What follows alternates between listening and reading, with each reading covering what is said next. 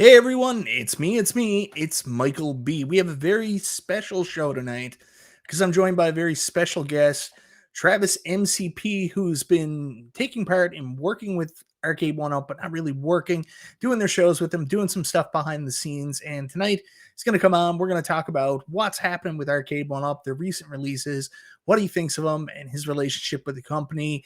I'm not going to delay it. Thank you so much for being here to join me tonight.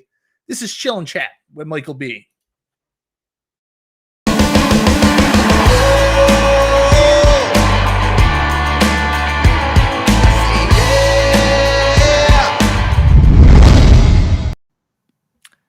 What's happening, Travis? Thank you so much for being here, man. Hey, man. Anything for Mikey 2 pins. Gotta tell people, I have 2 pins. Now I'm an official pinball channel. Couldn't be a pinball channel with 1 pin. Had to have 2. How much was the second one? So I think I remember hearing the first one was expensive. So the second one wasn't. I mean, it's an older pin, so I got a really good deal on it because it sells somewhere here in Canada around $6,500 to $7,000, and that's the going rate. And I don't even know if that's a going rate with the included topper. But the guy who sold it to me is the same guy who sold me my Tron arcade, and where that didn't work out. Like basically. He said, I'm going to give you a refund, but then I turned around and said, hey, well, you got that Dungeons and Dragons pin. How about we work out a different deal? So I ended up paying like between $3,000 and $4,000. I'll just say that. Okay. On the higher end. Okay. All right. Well, cool, man. How are you liking it? Is that the new world for you? I really like pinball. I wouldn't say it's a new world for me because it's such an expensive hobby. I look at these guys with like 6, 7 pinball machines in their house, and I'm like, I don't know how you guys live. Like, do you not have kids you got to put through college? So I think no matter what happens, I'll probably have 2. And if the rumors are true about them re-releasing Stranger Things, I'll probably end up selling Dungeons and Dragons and working towards getting Stranger Things. So we'll see how that goes. Now, anyways, the documentary Special When Lit. Oh, I have seen Special When Lit. Yeah. I thought you were going to ask me about the man who saved pinball, and I'm like, no, I haven't seen it. Stop asking me, people. But Special When Lit is awesome on YouTube if anybody wants to go check it out. Anyways, man, we're not here to talk about pinball. Well, we can be. Well, we'll see how that goes. But Travis, thank you so much for being here. You just took part in one of the coolest conventions for fighting game fans in the entire world. Beautiful Las Vegas. You went and checked out EVO. Why don't you tell me a little bit about your EVO experience, brother? Yeah. Well, let's start real quick with the game itself, and then we'll get into the EVO experience. Okay. I think the EVO experience is a much deeper subject than you might think. Okay. But I'll tell you this about the cab. So I saw pictures of the render of the HS5 several weeks before it was released, and I thought it was super ugly. And I was like, this is not a good looking cab.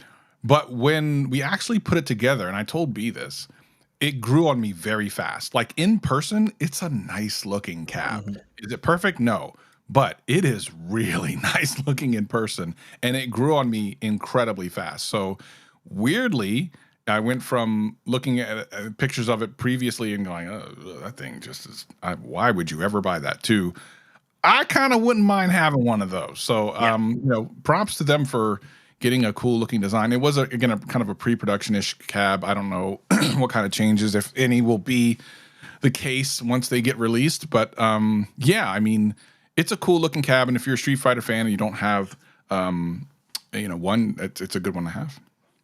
If you don't have one of the 6 they've released so far, this may be the one to get. Yeah, of course. So I will ask you, let's go back a little bit. Yeah. Why did you think it was an ugly cab? Is it because it's so plain on the sides where it's pretty much all black? I mean, that did look weird in the photos and stuff that I had seen, but the even like the real arcade I thought was weird, because if you look at pictures of the real arcade, like it's got a big ass forehead, and then the actual panel for your hands, it seems like it's all cramped and small, and it just didn't look like a comfortable, or in my opinion, a really good looking cab. But in person, and I've seen HS5s and HS1s in person, like they don't do anything for me. But for whatever reason, in this form factor or whatever, it actually looked pretty good. So kind of, again, surprised in person that I thought it looked really nice. What I find funny about it is going back to the beginning of Arcade1Up, that Street Fighter 2 cab was like the go-to cab for people that were going to buy it and then basically tear the guts out and make it Yep. an emulation machine. Mhm. And here we are, I don't know, like 5 years later, this comes out, and I'm thinking, for people that want arcade accuracy plus emulation, what a great cab, because how many conversion kits were put into Dynamo cabs in the arcades, Exactly. right? Yeah, and Chris actually brings up a really good question, because this came up, and I think Kong actually addressed this in his live stream yesterday. When we were putting it together, at the very end, he goes, well, where's the deck protector? And I'm like, it's right there. And I completely forgot. So I confused. What you didn't see is an hour or so before that, we were doing MVC2. So I had started MVC2 before Kong got there. We'll talk about the whole EVO experience later. But so I'd been doing that for about an hour beforehand, and I had taken the deck protector off and took all the things off that. And I confused that with this. When we got to the end and there was no deck protector, I was like, oh, crap, did we lose it? Like, what's going on? And then we asked Cyrus, and Cyrus started laughing, and he goes, oh, yeah, we've been actually working on this for a couple of years. And the way they've tested is actually kind of brilliant. They are very confident in this because they've already tested it apparently in like a public setting over the course. Smart.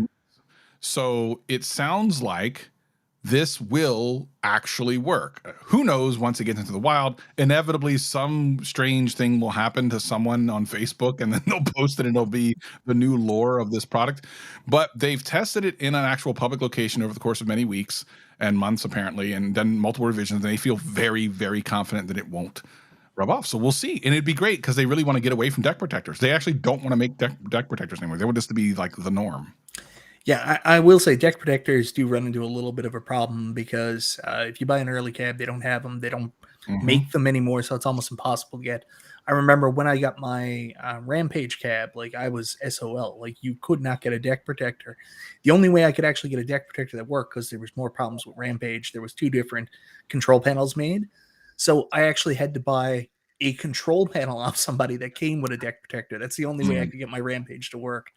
Anyways, I will say they did also test the first generation of cabs without deck protectors. They put them in Walmart and other stores like that. Didn't go so well.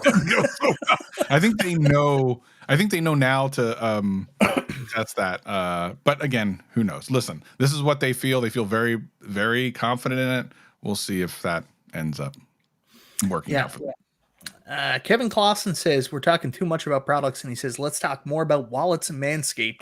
You have any products you want to shill here? This is what I do. All about bidets, man. All about it. And having been away from mine for 4 days, it was like the most amazing return ever. Yeah. I don't know how you guys do it. Anyone who doesn't use a bidet, I really don't know how you do it. It is a terrible thing. I don't know how you do it. Yeah, I've got a pretty close friend here, and he swears by the bidet.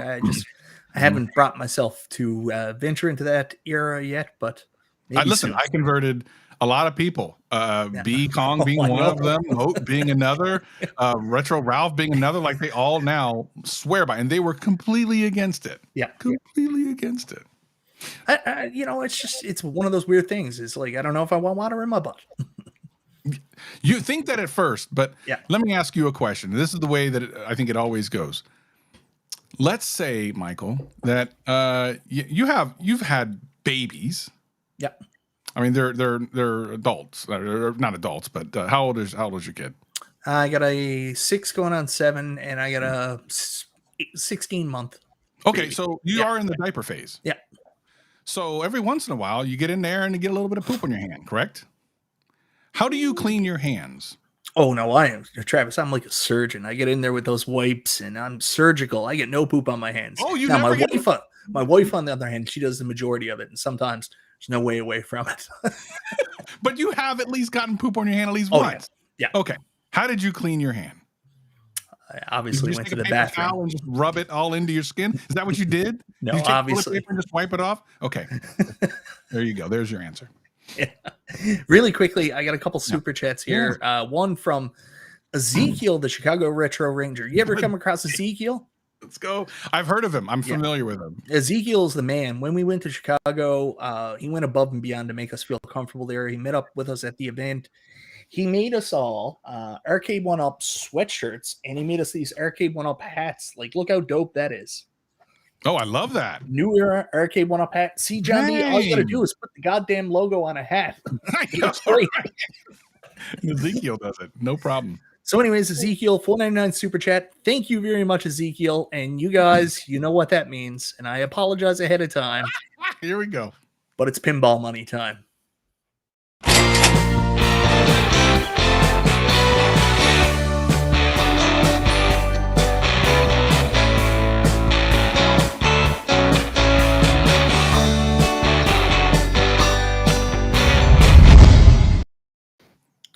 I made a new video. You guys were all complaining about the other one, so I made a second video. Too funny. Not as exciting, I suppose. But we got another super chat here. Travis, any info on next drop or next one update show? Thank you very much, Kevin. Do you want to talk about that now, or do you want to talk about that later? We will get to that. It will be close to the end, but yes, 100%. We will. All right. Thanks you so much for the super chat, Kevin Clausen. I'm not going to break out my second pinball money video just yet. Stay tuned.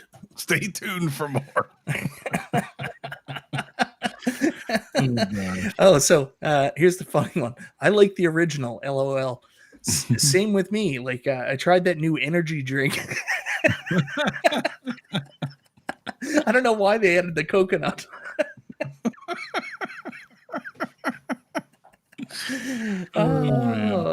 Anyways, we were talking about Street Fighter. So the cab looks great. The only problem that anybody came across, and I'll ask you about this because I know Cyrus got hit with it, is that plastic piece in the front. It looks like there's a bit of two-tone going on with the control panel. So kind of looks like that aged Super Nintendo yellowing almost on the front. They haven't really matched up the colors. How did that look in person? And did that take away from your experience at all? In my opinion, and I think B would agree, it looks worse on video than in person. There's a difference. It's kind of slight. I don't know if they're going to be able to match it more. I think obviously they've watched a lot of the content that's been made about it, and that's been pointed out every single time. So I suspect if it's possible to change, they will try to do that, but we'll see. I asked Cyrus when he was like, "Oh, we might be able to look at it." I was like, "They're on the boats, aren't they? They're already on the way over." I mean, probably, maybe, possibly. Who knows? Really quickly, we get another super chat here from Stringer Films. You ever run across Stringer Films? I'm familiar with Stringer Films. He does a lot of $2 super chats. A lot of $2 super chats.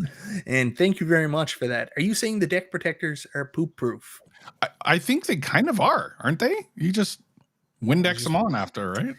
Well, that's the thing. You can't really Windex them because you've got to be very careful with the cloth. All the plexiglass Arcade1Up uses is like super scratch ready. Like basically if you sneeze on this thing the right way, like on your the screen bezel, or if you sneeze on the screen protector, that's getting scratched somehow. So yeah, I try not to ever touch my screens like that. No, at all. I made a mistake one time of trying to clean it, and that was the last time I ever did that. I'm like, yeah. Thanks, Stringer. And really quickly again, Ezekiel, the Chicago Retro Ranger, 499 super chat. Hey, Travis, next time ask Cyrus or someone at Arcade1Up if they will ever make merch for the public, or do they just keep it? I honestly think that they will never get around to it. They say that they say that they will and they want to and all this other stuff, but I mean, a good indication of the future is looking at the past, and I just don't think they'll ever do it. And I think the quality of viewers would probably be better anyway. So probably. Have you ever seen any of the merch they actually did make? Like this is the height of Arcade1Up excitement. We were all like, we want merch. We want merch. Yeah. And then they're like, all right, here's the merch you wanted. It's a very weird Arcade1Up logo with a dragon and there's blood coming out. And I was just, the hell is this? Just give me the thing. Like what Cyrus was wearing, it was awesome. Yeah.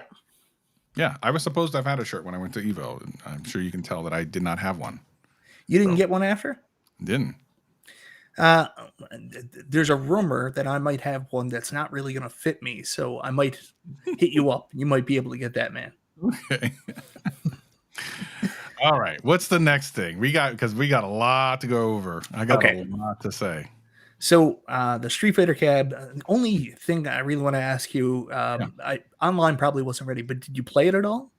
Yeah, I did. I played against B. I hadn't played Street Fighter 2 in forever. In the very first round we ever played, I washed B, which I was shocked. Wow. I couldn't believe it. Yeah. I actually washed him badly. But then we didn't finish that round because we had to move some stuff around. We came back and then we played again, and then it just happened the way it should have. He just beat me 2 rounds in a row. So, but it was fun. It felt good. The the joysticks were good. The buttons they're Arcade1Up buttons. What do you expect? But yeah, I mean, it was fine. It played well. I did see later on, once the EVO attendees came in and started playing, that a couple would really get into it, and they shook it a little bit. They were like, all right. You're like, oh, Jesus. But a lot of people played the MVC2 and the Street Fighter, and I watched it, and they held up. I mean, a lot of these guys went through that line. So there you go. It's a neat experience and something relatively inexpensive you could have in your home that some of these people probably never even heard about arcade. They didn't even know it existed. Yeah, they didn't know. A lot of them didn't, which was cool. And that's kind of the point of these things. They're not so much for us who know everything about this stuff. It's for people who would likely buy them but just have no idea that stuff existed. And that's what a lot of the people there were. They were, they're super hardcore fighting game fans.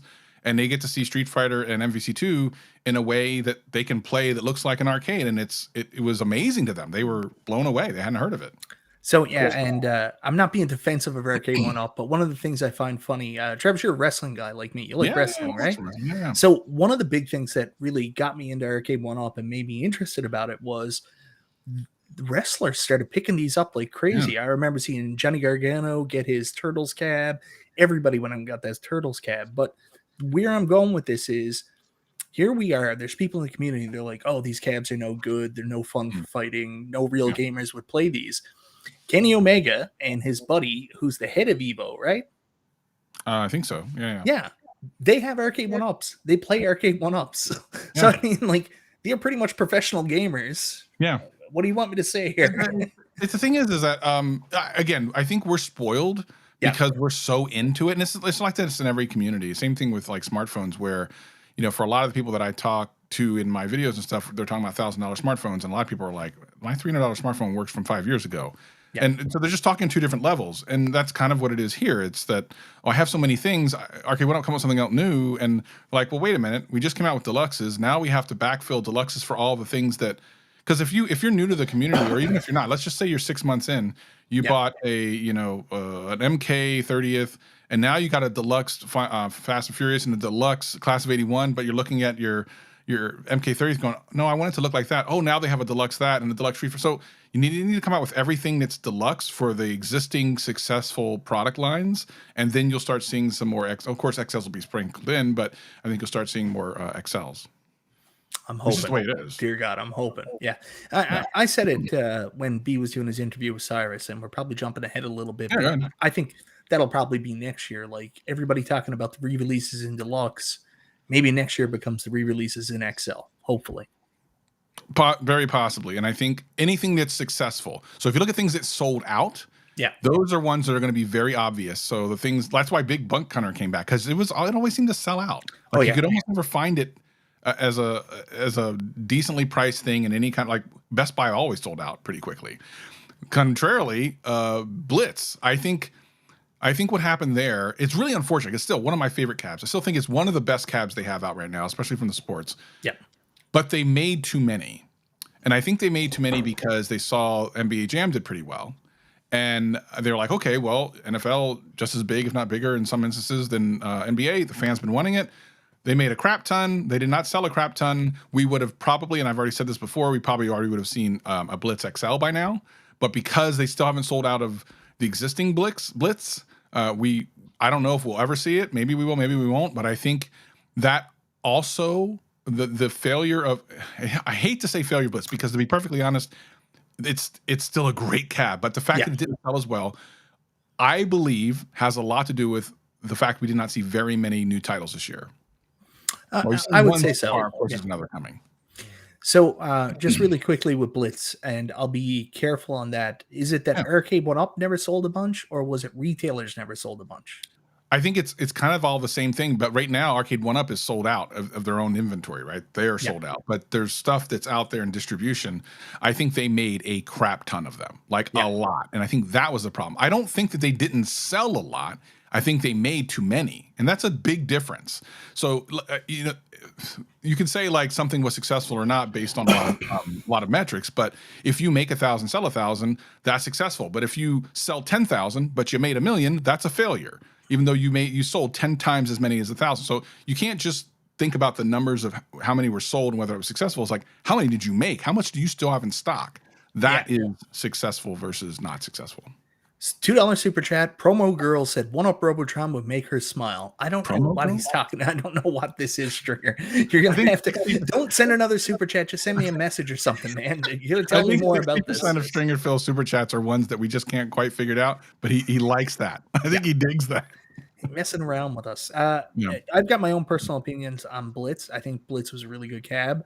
I think you're right. I mean, it got out to retailers, and retailers were looking at it, and they're like, yeah, so it's been out for a couple weeks. We ordered 30,000. We've sold 500.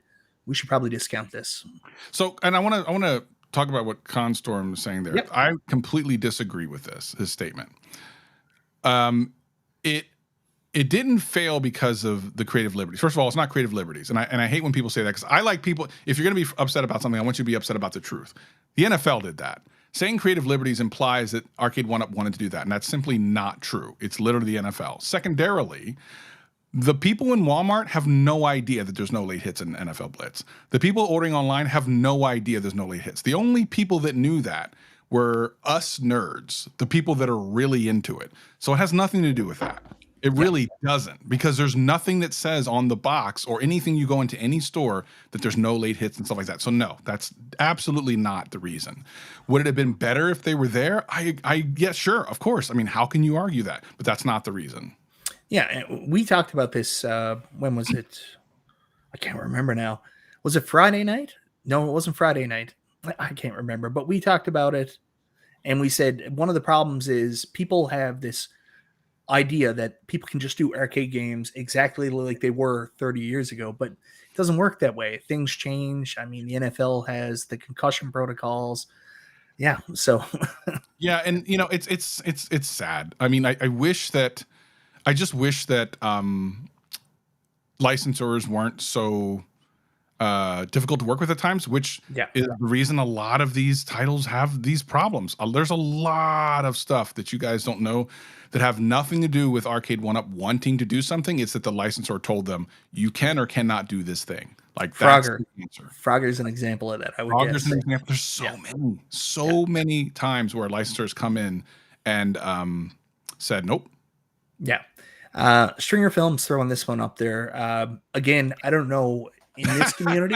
I'm sure this was a huge hot button issue. I will say though, I wonder how many people out there, you know, saw Blitz and said, because you got to remember these things are no longer like $2.99. They're a bit more of an educated purchase. How many people went online and tried to look up reviews to try to get an idea if they wanted to buy it? The first thing that come up is problem. Yeah, and that's the other problem. And Arcade1Up needs to address that. From what I understand, very early on, the only person who really saw the value in the online community was John D. Which, by the way, the whole reason that I was ever associated with the 1UP show was because of John D. Because he actually understands the value of the online community and the value that the viewers here bring and the creators here bring, and he always has wanted to be. And I can talk about this more in depth a little later. He's always wanted to have the community be more involved with all aspects. And I'll tell you now, I'll say this hot take: if John D had as much power as a lot of people think he has, everything everyone complains about would have been fixed long ago, and things that we all want would already be there. 100%. I know this. Yeah, it's I know that too. It's hard to explain that to people because people like to vilify people in their minds. They like to create a boogeyman for what's wrong. And, you know, John's an interesting dude, right? So in some ways he makes himself a little bit of an easy target for these people looking for someone to blame. But like, I will tell you right now, they go into meetings to talk about like stuff on cabinets. I'll tell you right now, John D is the first one in there saying we should probably put better buttons in this. But then the argument gets into, well, you know, better buttons are only 30 cents. and 30 cents might not seem a lot like for one, but when you're talking about a run of, you know, Blitz like 50,000, that 30 cents adds up, and then gets screwed up in the budget. So yeah, we'll get into all that stuff. It's funny because knowing all the stuff I know and then seeing what some of the people in chat are saying, I just wish you guys knew. I really wish. I also want to point out something that is kind of public knowledge, which is how, you know, what John said about how many cabinets were sold. And again, it's very easy to be in an echo chamber and think that, you know, this community is what keeps Arcade1Up running. There are not 4 million of you. There just aren't. And if you look at like some of the most viewed videos on any of the videos in this community, it's not even close to like 1 million. It's not even close to 500,000. So my point is, you may think these things matter, but they don't matter. I see the same thing in like smartphones. People think certain things matter, but within our community, we think it matters because it matters in our community. But what we don't know is there's a large group of people outside of that community that buy these things and have no idea what you guys are talking about. And that's just it. That's just the truth. And we'll get into more of that here in this show. Like I got a lot to say. All right. So we talked about Street Fighter. Do you want to talk about how you made it to EVO? How all this happened? Let's do that. Yeah. So I kind of knew going into this that it would be a bit of a cluster because most of the stuff that I've dealt with Arcade1Up outside of the stream. So I've done a lot of stuff behind the scenes at Arcade1Up. A lot of stuff none of you know that I've done or will ever know. The thing is, I kind of knew that the one thing that they are not good at is like organization as far as my experience has been. The organization has been very lacking. So I knew going into this, it could be a cluster. The way it started was this. There was a conversation with me and John just briefly talking about like things. And then somehow EVO came up. And he said, you know, he wasn't going to be able to make EVO. And I said, that's too bad. He goes, would you go? And I go, if you guys paid my way. But I said it in kind of a joking way because I was like, they're not going to pay my way, so whatever. But I would never go, right? He goes, oh, I think we can get that done. I said, oh. I mean, okay, called my bluff, so let's see what happens. And I, again, still didn't think it would happen. And he's like, okay, it got approved. I'm like, oh. Okay, so what would you want me to do there? And he goes, well, you know, we're going to be doing the Arcade1Up Deluxe Street Fighter, and then I think he said Big Blue. And I go, well, Big Blue doesn't make sense. It's the same game as Street Fighter. Put in MVC2. He goes, oh, that's a great idea. I said, all right, cool. So I said, okay, so what exactly am I going to be doing? He said, you'll have 2 other people helping you. I'm not going to name names. You'll have 2 other people that are going to help you set up the cabs and then like the booth and everything. And you just kind of hang out at the booth one. I was like, okay, that sounds all right. Well, a couple days later, I found out John wasn't going. And then I was told another person at Arcade1Up was going from the marketing team. So now I'm trying to figure out, okay, what does this mean? Like, what does this exactly mean? What are you going to be doing? So they're like, oh, and then they didn't really know what was going on. So then they asked me, so what exactly were your expectations? I'm like, okay, so you don't know what I'm supposed to be doing when I get there? Okay. And I could already see like things were, I'm like, okay, but let's play this game. I'll play your reindeer games. So I started playing their reindeer games and I go, okay, so this is what I'm going to do. This is what I was told was going to happen. I guess I'll see you there. And they're like, okay, yeah, great, blah, blah, blah, blah. Okay, cool. A couple days later, another person enters the chat, and that would be Cyrus this time. And chat's, oh, I'm going to be there. I'm like, oh, cool, Cyrus. You know, we've worked together on streams, never met you. That'll be great. So I'm expecting this other person, Cyrus, and then these other people that were originally part of the thing to come to EVO and to help. At some point, I heard B was coming, and then I messaged him, and I said, hey, man, I heard you're coming. It'd be great to hang out and all this other stuff. And B was like, oh, I just canceled my thing when I heard John wasn't going. I'm like, come. I feel like something's going to go sideways. I might need you there. Listen, I don't even have to say it's Spidey sense. I've worked with him long enough to know that something was probably going to go wrong. Yeah. And oh boy. So I land, I get there. I hate flying, so that wasn't fun. But I get to the, I check in. I get a text from Cyrus. He says, hey, I'm here. Meet me downstairs. I say, okay, cool. Come down, meet Cyrus. Hey, Cyrus, good to see you. Hey, good to see you. Good to meet you, blah, blah, And I go, "Where's Rob?" Or the other person, which is Rob. but you're not going to name names. I'm not This gonna is name this sounds a lot like this Marty Pretend like you Jannetty didn't hear Dark that. Side Oh, of the no, Ring doesn't I'm going matter. to see tomorrow. Yeah, pretend like you didn't hear that. And he goes, "Oh, he didn't come." I'm like, "What do you mean?" He goes, no, it's just me. Oh, okay. So it's me and you putting these things together. Oh, by the way, I had surgery recently, so I'm not going to be able to do that. Oh, so it's just me. So we went from 3 to 4 to 1 very fast. Okay, so we'll go to the FedEx thing. Now, here's the funny thing. This actually ended up working out in their favor, but imagine what would have happened if I was a shitty person.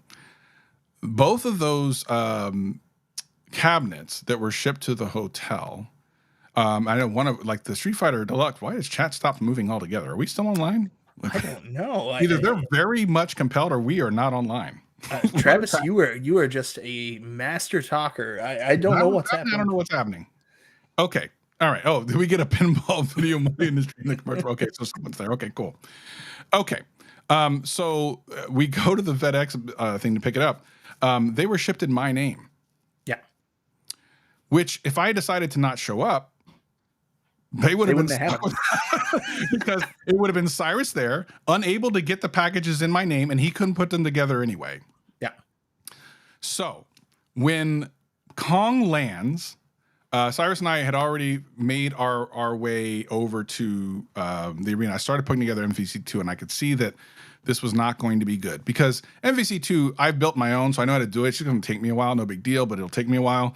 But the Street Fighter Deluxe, I don't know how to put that together because there's no instructions. I've never seen it in person. I don't know what I don't know. So I'm really worried. I know B knows how to put these things together, and he's a speed demon, right? So I am super excited for B to be there, but I thought B was going to be an hour or so later. But he landed earlier than I thought he would. So I'm texting him, B, I need you to come over here. And me and B, I like B a lot, and I hope that our friendship continues. But we have some miscommunications over text because there's a couple times I've texted him things, and either I'm not putting the words in or he's reading it too fast or something. I was like, B, I need you to come straight here. I need you to come here. And he goes to the hotel first. He's like, oh, I'm at the hotel. No. I need you here now. I need you to come now. So he comes over and B saves the day in so many different ways. And I'm so incredibly thankful to B Kong because while I could have gotten it done eventually, B Kong saved that whole deal. To be very clear about this, and with no humility about this, it's B Kong story time. Like B is the freaking man. I like B a lot as a person. I'm glad I met him. He's basically the same person you see on stream. I think if I had one thing to say about B that I worry about him is that he's too trusting. He trusts too much, and I hope that he learns who to trust and who not to trust. But other than that, he's a wonderful guy. I love the guy. He is he showed me a lot of class and a lot of just let's get it done, and just I feel like I can rely on B. So B is a superstar of EVO, right? So we get that done. But again, I mean, you got to remember, I go into this thing like I know that this is going to get screwed up. I'm promised I get there, I'm down to myself. I have to bring in, and by the way, if I didn't beg B to come, it still would have just been me. How could I be left in that situation? Like, why would you do that to someone? Now, to be clear, I was not paid for this.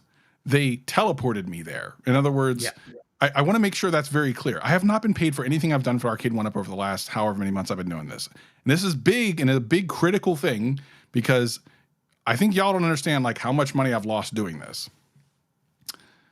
A lot.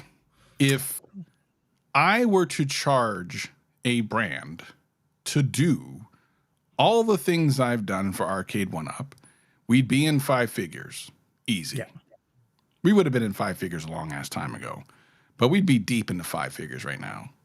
And I feel like I want to say that because of what I'll say later will hopefully make more sense.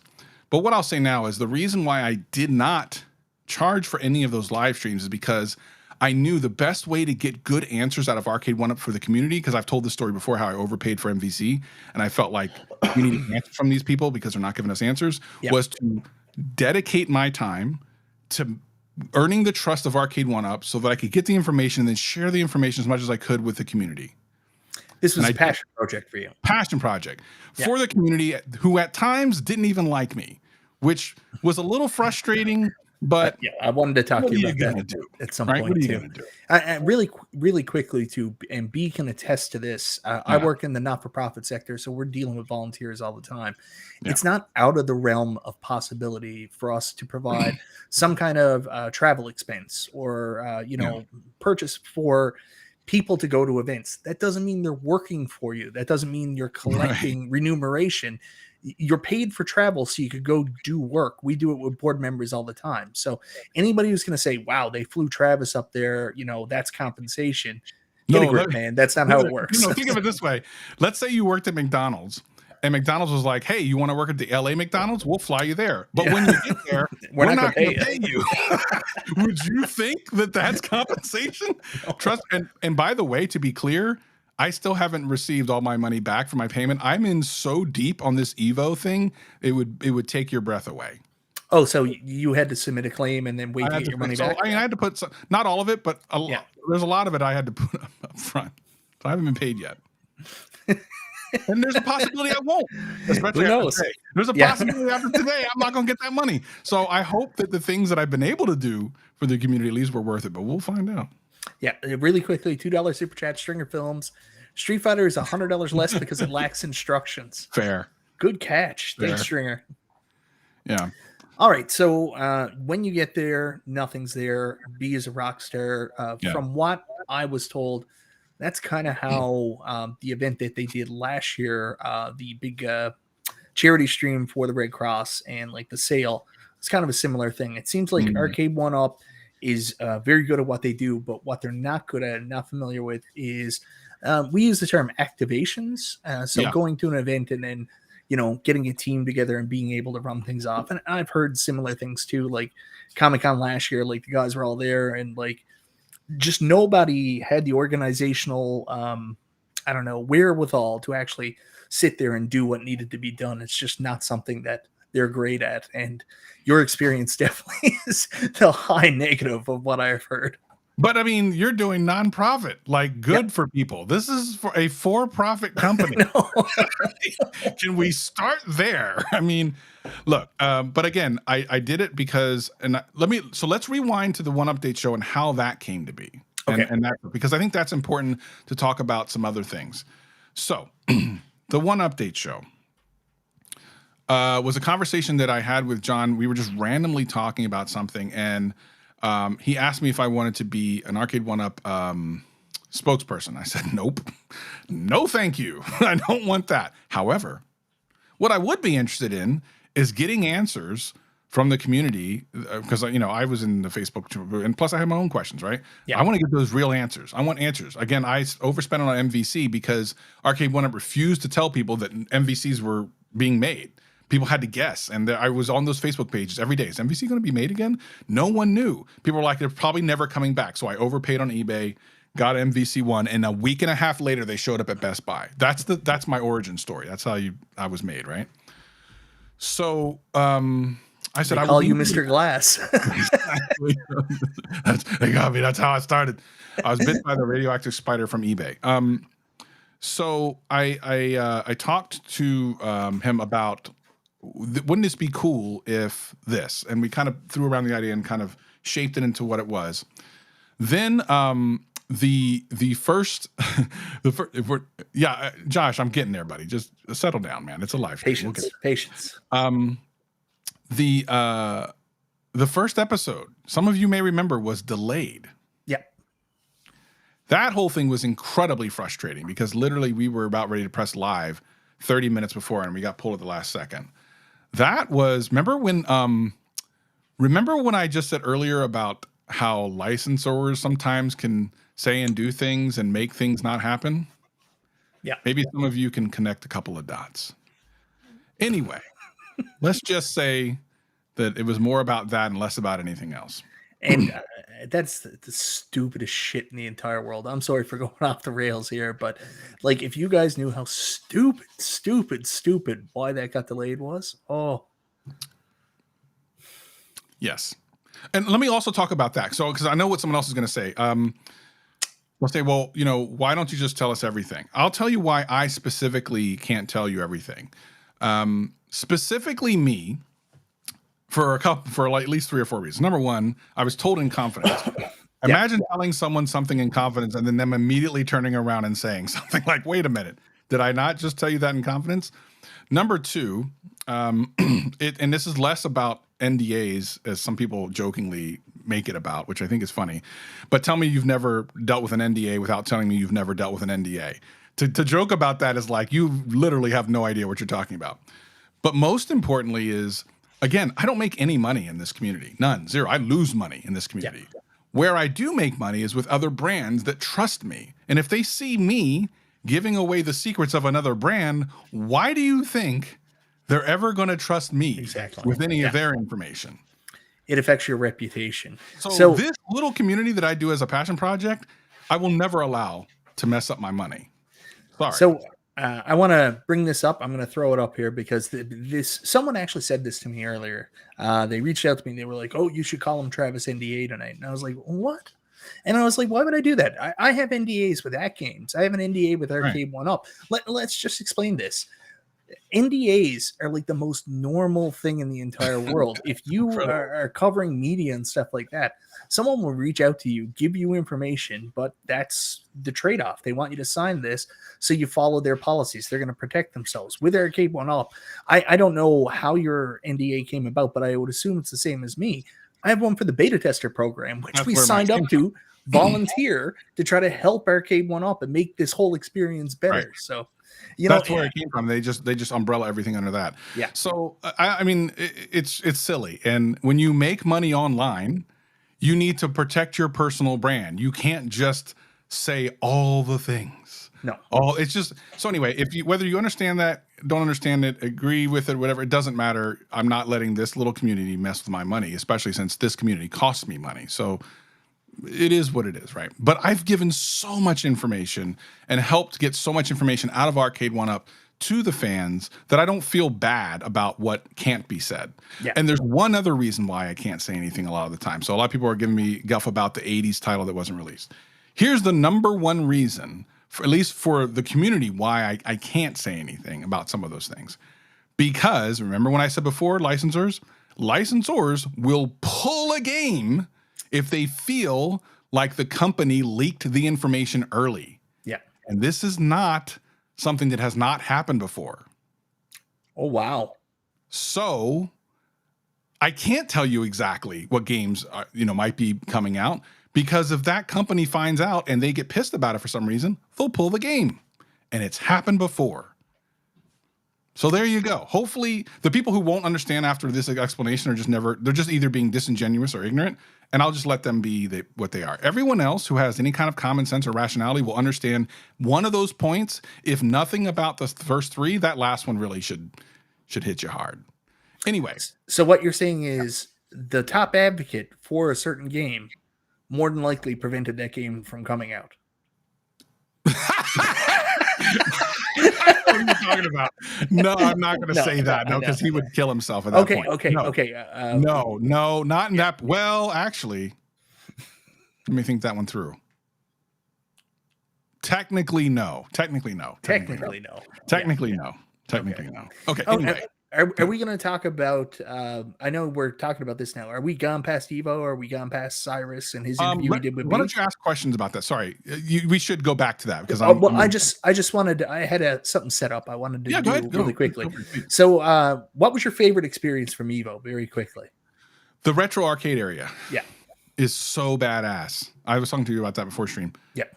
What a cool little area that is. It felt like, I saw like videos from Southern Fried Gaming and some of the other things people went to.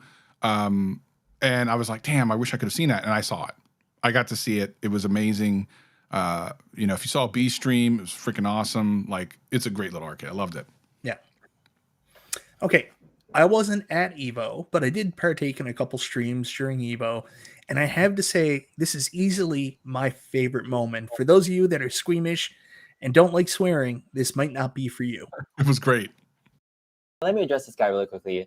Batman, you've been a really bitch-ass punk in the comments here saying I'm not reading your comments. It's because you're not asking good questions. And if you can fucking do this better, then create your own YouTube channel, build a following, find your fucking way to get to Vegas and talk to these people and ask your dumbass questions, or be nice and shut the fuck up.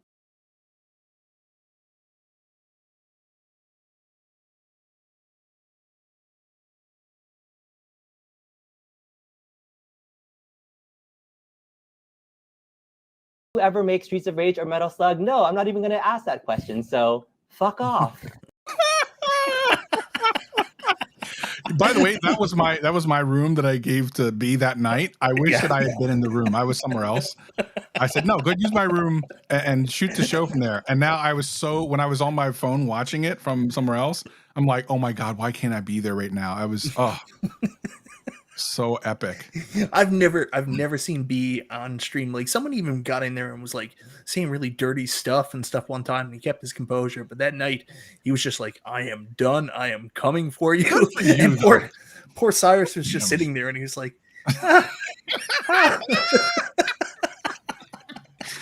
It was epic, bro. Yeah. Epic. Yeah. Anyways, I wanted to play that clip. That's the only reason I went back there. Yeah. And I saw the interview and stuff, and the thing is, I think that's one of the reasons Cyrus was there, was to answer the way he answered during that stream, which I know was very frustrating for some people. I saw a Console Fanboys video, which was kind of accurate, funnily in a way. But this is just the thing, is like, for some of the reasons I mentioned before, they can't necessarily spill all the beans. And the other thing is the Cyrus won't necessarily know the answers to all that stuff right then and there. He just kind of knows the general direction they're moving.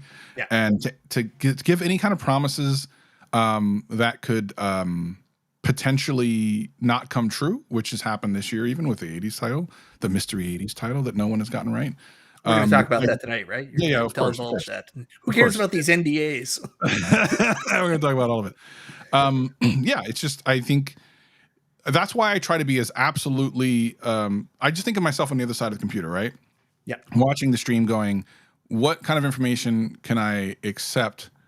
Even if you can't give me everything, give me something. And I try to do that every single time. I really, really do. And most of the time I can give you something. I definitely can give you more than what Arcade1Up will. But beyond that, like, again, I've got to protect my own brand, because once I get out of here and I stop being I'm not getting paid for anything. Literally, like, I'm paying out. I've lost money in this deal. I need to make that money back. It's time for me to go do some other things, maybe. You know what I mean? I don't want to sit here and be I don't want to mess myself over just because I really want to please everyone else. Yeah, so there's two sides of that too. You talked about the money that you put out and the money you could be making, but you also got to realize every time you go on camera, every time you represent this brand, that also impacts your brand and what you can do. And people don't understand that, right? Like, so the sacrifice isn't as simple as I'm not getting paid volunteering to do this. It's also the other side of, how am I going to look by the end of this? And that really worried me. I can't remember which episode it was. Might have been the second one. So for Arcade1 Update, I only ever expected to be around for 2 to 3 episodes. That was actually in my long-term plan, was 2 or 3, and then hand it over to someone else in the community. I think it was either the second or third. I can't remember if it was the second episode or whatever, where it didn't really have like a great, I felt like it didn't go well and people were kind of upset. I don't even remember what it was about. I remember thinking, I can't leave on that. I need to leave on a good note. And then the next one was a good note, whatever that next one was. And you're right. Like, I didn't want to leave on a sour note and have a brand look at that stuff and go, oh, yeah, I mean, we like how you represented them all the way up to that last show. And since that was the last thing you did, we're not real sure we want to work with you. Yeah.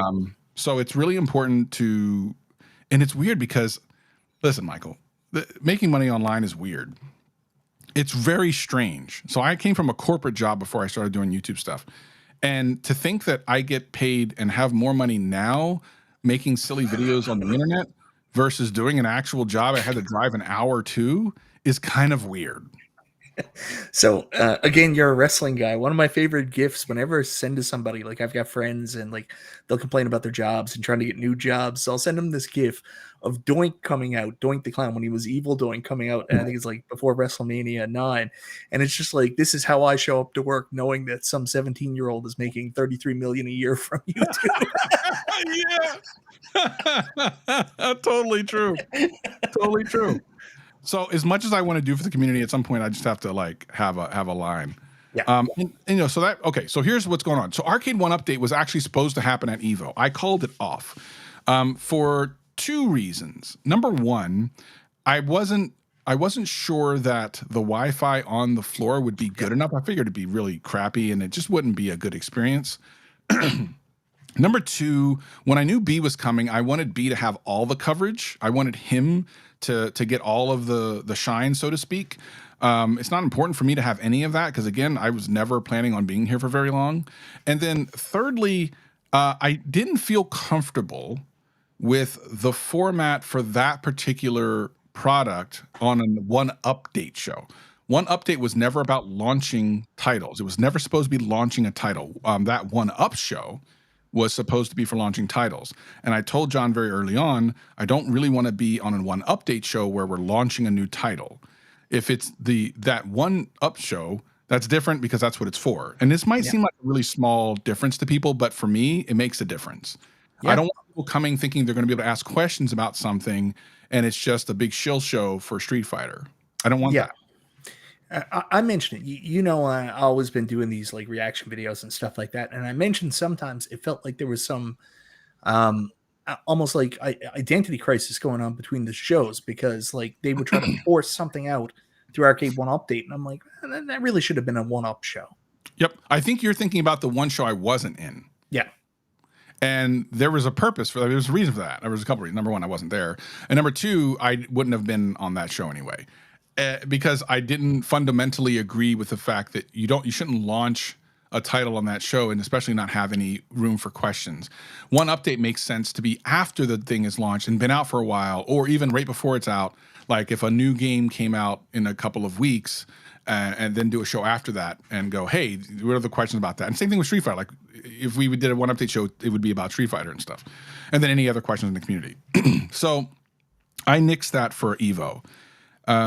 Having said that, it puts me in a really interesting position because again, like John brought me into this whole thing, and I align with John's his vision for transparency and for a lot of things, and I feel like there are some changes coming to 1UP that I'm not sure makes sense for me to be a part of. I'm kind of unsure.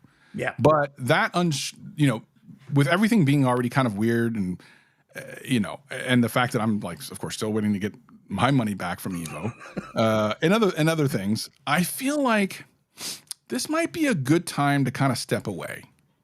So I don't think I'll be doing any more public Arcade1Up stuff.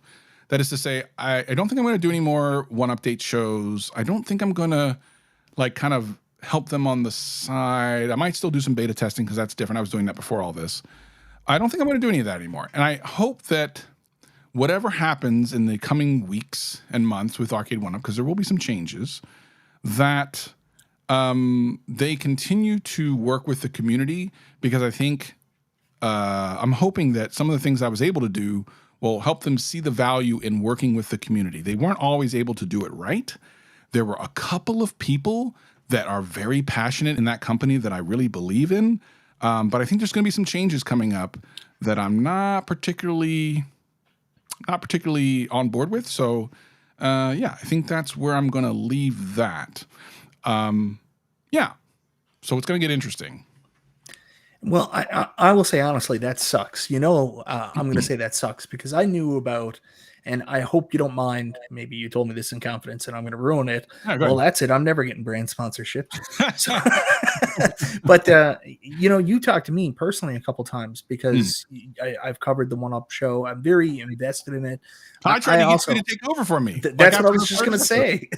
I tried. Everyone here in chat, I practically begged Michael B months ago to take over from me for that 1UP show. Just want y'all to know that. And he said no. I think I'm better at arm's length. I'm a really big fan. I would love to help out in some capacity, but I think they've got somebody that makes perfect sense if things continue the way they do. B is an excellent asset. He loves Arcade1Up. I mean, I can't even buy them right now. So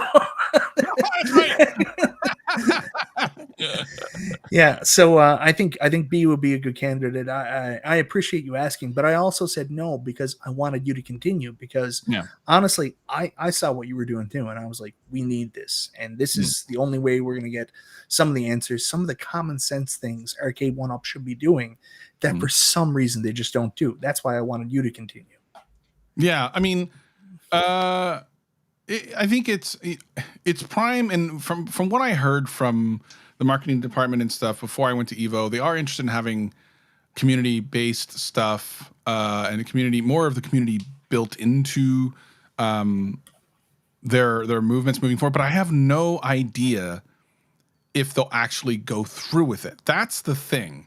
Yeah, I feel like if I could believe that they were going to continue to move through. I'll put it like this: they could bring me back in if they do Tekken, and I'll help them all the way through with Tekken from the beginning to the end. Like, I will come back and I will shill the shit out of that because that's my dream cabin. Then I'd be done. I always joke that was my last cabin and I'm out. But it's not coming next year, so I don't see myself doing that anytime soon. Yeah. Well, here he goes. There you go. Let's go, Stringer Films. Stringer Films.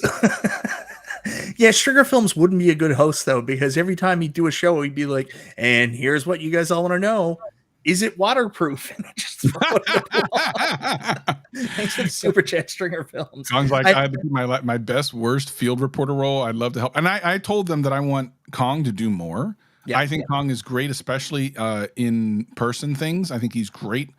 And again, in my opinion, saved EVO. So definitely give him his flowers. So I think that someone from the community who's interested in pushing that forward, I can definitely, I can't make them take you do anything. I can say, hey, this person would be great for this. I think they should do it. But I do want to do something interesting because I love making content. I love like almost uncomfortable content. I don't know. I love spur of the moment stuff. And I like seeing people's reactions of things. So we're going to do something now, which by the way, Mikey Two Pins has no idea what I'm talking about. He has no idea what's about to happen. I'm thinking about this all day because I think it's going to be fun just to see your expression. It's not a bad thing. So I love Michael B. I respect Michael so much that I would only ever do this with Michael. And I think it's really because to me, he's proven to be trustworthy. And I in all the things that are important to me, respect is number one. And I have so much respect for Michael B. So here's what we're going to do. I'm going to send you something. I sent you something earlier today, just to kind of show you some of the things I've known for a while. Did any of that surprise you? It's kind of most of the stuff you probably could have guessed, yes? Yeah. Okay. Yeah. So nothing super surprising. I'm going to send you something else. I don't think you know any of this. I don't think so. First, I'm going to send this little thing on Twitter, so you can read that. Don't read it out loud, but basically, this is just to prep you for what you can do. It's like giving someone their superpower. I'm going to give you my superpower, so to speak. All right? Okay. And I'm going to send you this right now. And what I want you to do is just read this thing and react to it. Obviously you can't say exactly what it is. You'll be able to I'll generally tell people what it is. But I want to see your honest reaction to this. And we'll see what happens.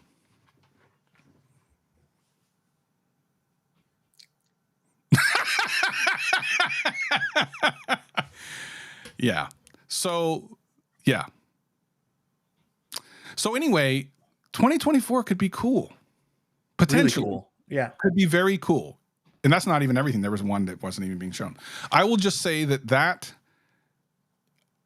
I think it feels like, yeah, see, that feels game changing, doesn't it? You don't even know, like, there's details in that you're not even like, I'll tell you after thing. The point is this. The reason I gave you that is this. Because now I won't be around to smack down the thoughts of people going, I wonder if this thing will happen. I wonder if this thing will happen. And, sometimes I'll come in and say, well, don't get excited. Remember I said, like, don't be excited about this next thing. It's going to be, this is the information you need to be able to do that in the future and kind of know, hey, no, don't get excited about that. Or you never know. Now, again, just like anything else, anything can change from today to tomorrow, but it gives you an idea. It gives you an idea to be able to be that person to say, nah, you guys are really looking in left of center. Don't get excited about that.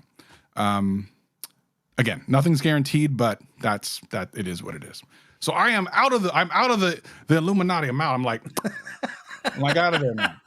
Okay, since this is a truth show, can we just tell people there was no goddamn Illuminati? There's no such thing. There was no secret planning group. Joke, right? It was a joke. It was all a joke because some nut went on there online and said there's an Illuminati. So we made fun of it, and for some reason, like, we named this joke chat the Illuminati. Someone actually thought it was real. It was like, you're planning to take over the world, and I was just like, what is wrong with people? Like, Internet's funny, man. Internet is really funny. So funny. Yeah. I'm gonna tell you, this is bittersweet for me. You know that, right? Yeah, like, no. Listen, I'll come through. Like, I'm happy for you, but like, this uninformed. I'll still have uninformed like opinions if you ever want to just chat and hang out and talk about food and stuff. I love that. Oh, I love your stuff, man. I love coming on here. It's so much fun. You have a great community that's fun to see. You're a blast to talk to. You're Canadian, so you legally have to be nice. So I'm good. I like it here. Oh, I will say this. I was this weekend old when I found out that apparently there's an entire live stream that goes on that's not live anywhere. Yeah. With every single creator in this space that happens, and the audience is themselves. What a weird thing that is. I talked to B after. He goes, oh, yeah, we do this all the time. I'm like, why would you do that all the time? Like, what? And he goes, for 2-3 hours. I'm like, for 2 or 3 hours, you're not streaming it anywhere? Like, what are you guys doing? Yeah, no, like, honestly, when we stream and like we do like the big group streams, or we'll jump in with other people, like, people don't realize this. Like Justin's one, where Justin says like, oh, we're making content. Like, I don't make content. Like, to me, this is something I'm looking forward to. I was looking forward to hanging out with you tonight and talking to you. This is just a hangout. That's what it is. I don't know if it's good, bad, but I enjoy just getting together with the guys. And I think a lot of us hear. I think people would love to hear those conversations. I can only imagine. Yeah. Yeah, Carlo's funny because, to be honest, I have a really good relationship with that games, and I've always had I've always had a really good relationship with PK since 2020, and I've always thought that I was going to do something with the 4K at games. So we'll see. You might see me do some at game stuff, but it's not. I'm not going to do anything like this ever again. No. I mean, I'm glad that I was able to do it. It feels like maybe it punched a hole open for opportunity. So maybe there's opportunity for. But I'm really concerned if someone doesn't try to fill that space, that it will close up and the communication between Arcade1Up and the community will be nothing again. So it's really, I think it's really imperative on this community to figure out who makes the most sense and have them push for it. I don't think it'll be hard to get in. I think once they realize I'm not doing it anymore, they probably will want somebody. Yeah. But I think it's going to be really important to fill that hole, or it will close. I hope so. I hope that they continue to work with the community. I hope they open it up. One of the things that I suggested and that they don't have, and I don't understand it, I don't think you were ever involved with this with At Games. At Games have this just random like Skype thread where they, it's not planning or anything like that. They just throw random information out there. They're like, we have a presentation. And if anybody says, what's with these secret presentations? At Games sometimes aren't so good at turning their information into like a package or a video. So the presentation that you guys get is the same one we saw 2 days earlier. Yeah. It's literally it. They'll turn that into a video for some reason. But like, that's something I've been really pushing for Arcade1Up to do, is just for their PR, whatever it is. I know you have PR for like big media firms, but just an email chain. Like if you've got some information to come out, not necessarily, giving like behind the scenes stuff, but just like random things like logos, pictures, and just like a, package for us to, make better videos, have better information ready for when your product comes out. And maybe it's not that important to them, but I would love to. I'd even help with that. I mean, I can make it easy for you. If for some reason you think a distribution list is hard, just email me. I'll form the distribution list. There are creators. That's why we call creators. Yeah. They can do some of this stuff. You just got to give them, B told me something that I thought was really cool. And that is that he just sometimes wants to know that you want his help. Like that's it. Yeah. That's usually enough for him, which is kind of cool. I mean, like that's really dope, B, but you got to raise your bar a little bit, because I'll tell you something, you do that, Arcade1Up, I'm going to eat you and spit you out. I'm going to chew you up like, yeah? Is that what you're saying? Is that all you need? Is that all you need? I'm gonna get some of this. Like, no, you don't want that, man. You gotta put a price tag on it. So it's one of those things. Listen, and I'm not going anywhere. Like I'll be in the community watching live streams and stuff. I watch most of my live streams from my TV, so I can't chat from there, but I'll be around most of the time, chit chat and stuff, like I always was. Again, some people think that I'm new to the community. I've been here since 2018. I literally did a Pac-Man review on my tech channel back in 2018. I've been around for a minute. Glenn was the first person that I met from this community back in 2018. I've known Glenn Palamento since 2018. I'm not new. How do you say his name? Palamento. I call him Planamento. Am I saying it wrong? No, I'm probably saying it wrong. You're probably saying it right. Yeah, and like it always funny because people would say, "Who's this Travis guy? Where did Travis come from?" Did you guys not watch the Retro Buzz in the early years? I was on Tech Buzz for a little bit. I was everywhere, man. Yeah. I was on B Kong. I was one of B Kong's first guests, not his first guest, but he did have me on after Glenn had me on, and like, come on. But it's okay. Listen, it's fine. I totally get it. It's not even a bad thing, and it's not like, again, I never looked for recognition. I didn't really give a crap about that. I don't need that here. I really genuinely want answers from the company we're paying money to. Look at this. Hold on, let me explain something. So I love my Arcade1Ups. I love my at games. And sure, are they great quality? They're not always great quality. Then I get something like this. It's a freaking, hold on, damn thing's plugged in. Hold on. Get the fuck. All right.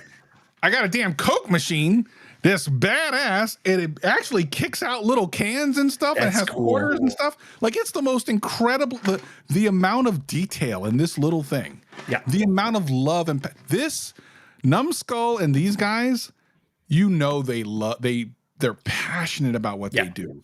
They love it. They do. Even B showed on the box that it like says no forklifts and stuff. Like the details that they put into something like this, which is a refrigerator. Like you can refrigerate stuff. This shows passion. Yeah. Would I say the same about Arcade1Up? Let's be real. No. Well, it's a different business mentality. I think there's people there that absolutely have the passion we do, want to see things done the right way, and then there's not. Listen, they're again, one of the things I talked about is that as a company, they need to make money, and that is fair, which means sometimes making decisions that is not popular with the community. And again, that's fair. If you want them to be around to come out with whatever game you want them to come out with, they're going to have to resell Pac-Man 27 times. Yeah, because fine. Of those 4 million cabinets they've sold, probably 3 million of them are Pac-Man. Like, just get over it. Like, it's a thing. For them to survive, that's what they got to do. If you don't want it, it's fine. They've got to pay the bills. They've got to put money out there. I always say, like, I don't care what they do. I hope this is successful. I hope this is successful. It's not for me, but you know what? Hopefully they make enough wacky money that they can do R&D to do something crazy like a Journey arcade or something like that, something right out of left field. So hopefully that happens. Or what is it? What's that Canadian group? Rush. The Rush pinball machine. People are still scratching their head about that with Stern. Oh, I love the comments, man. This community is so awesome. I love these guys. And from a certain the one thing I will miss for sure is getting information and figuring out a way that I could get it to you guys without burning bridges or pissing people off. And by the way, there's been a couple times I've been yelled at. So to be clear, sometimes in trying to get you guys information, I upset people, and I apologize to them. It was never about burning anything. I was always trying to figure out a way that made everyone was okay with. Yeah. And I think I finally figured it out. And so there is a way to get you guys a little bit more information without burning bridges.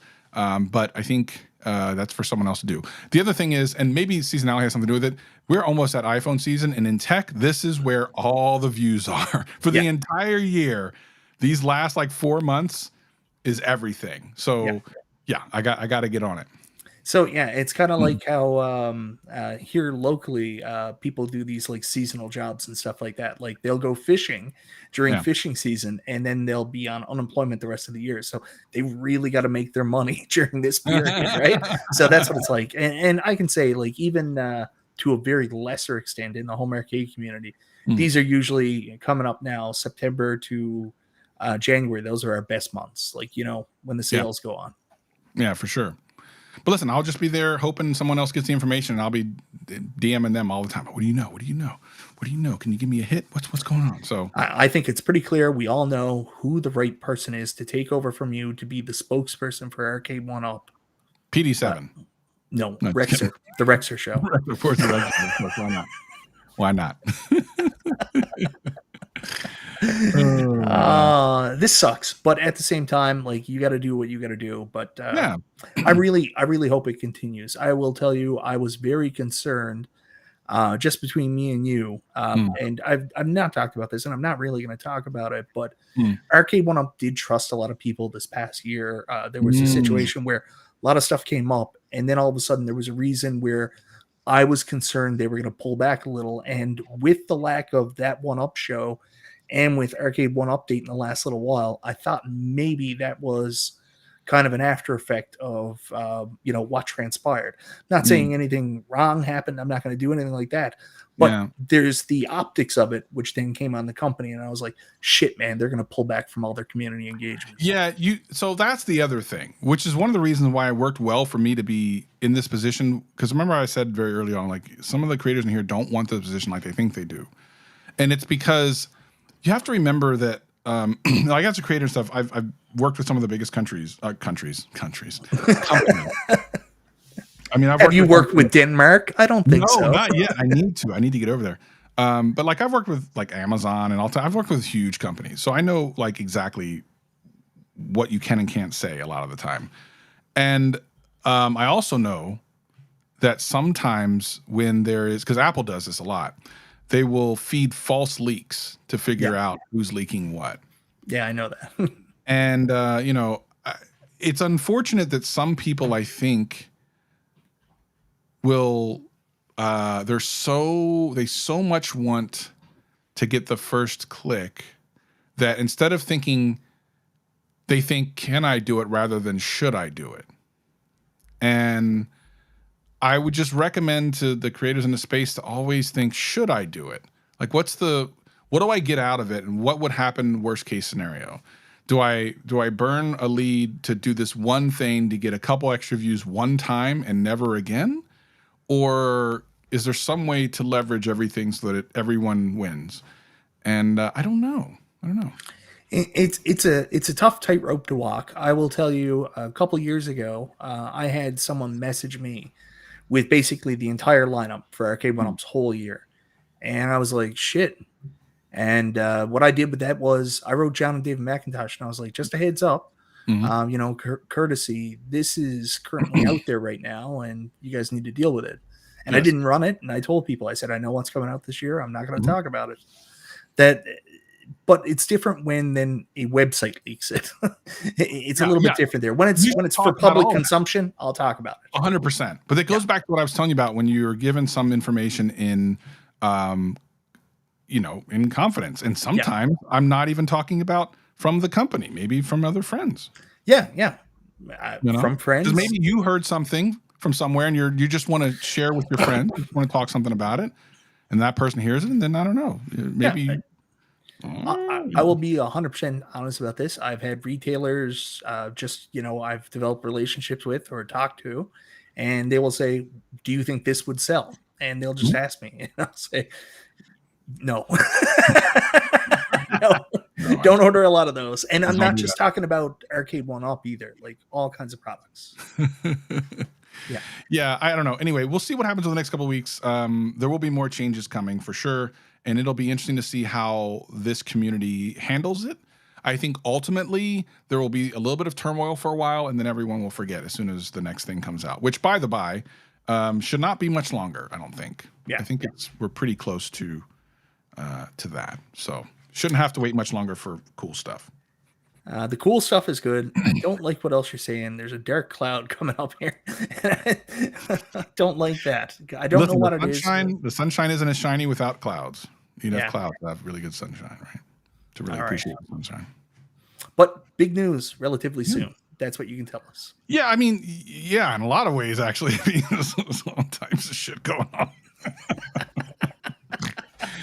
on. Man, it'll be a whole nother news cycle, I'm sure. Oh yeah. Well, 100%. hopefully nothing bad happens to the people that I think are good. That's all I'll say. So yeah, hopefully bad stuff happens to the bad people and the good stuff happens to the good people.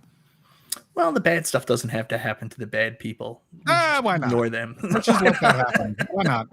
Let's just let bad things happen to bad people. I will say, let me real quick also say that everyone that I worked with at Arcade1Up were lovely people individually. I really liked working with them.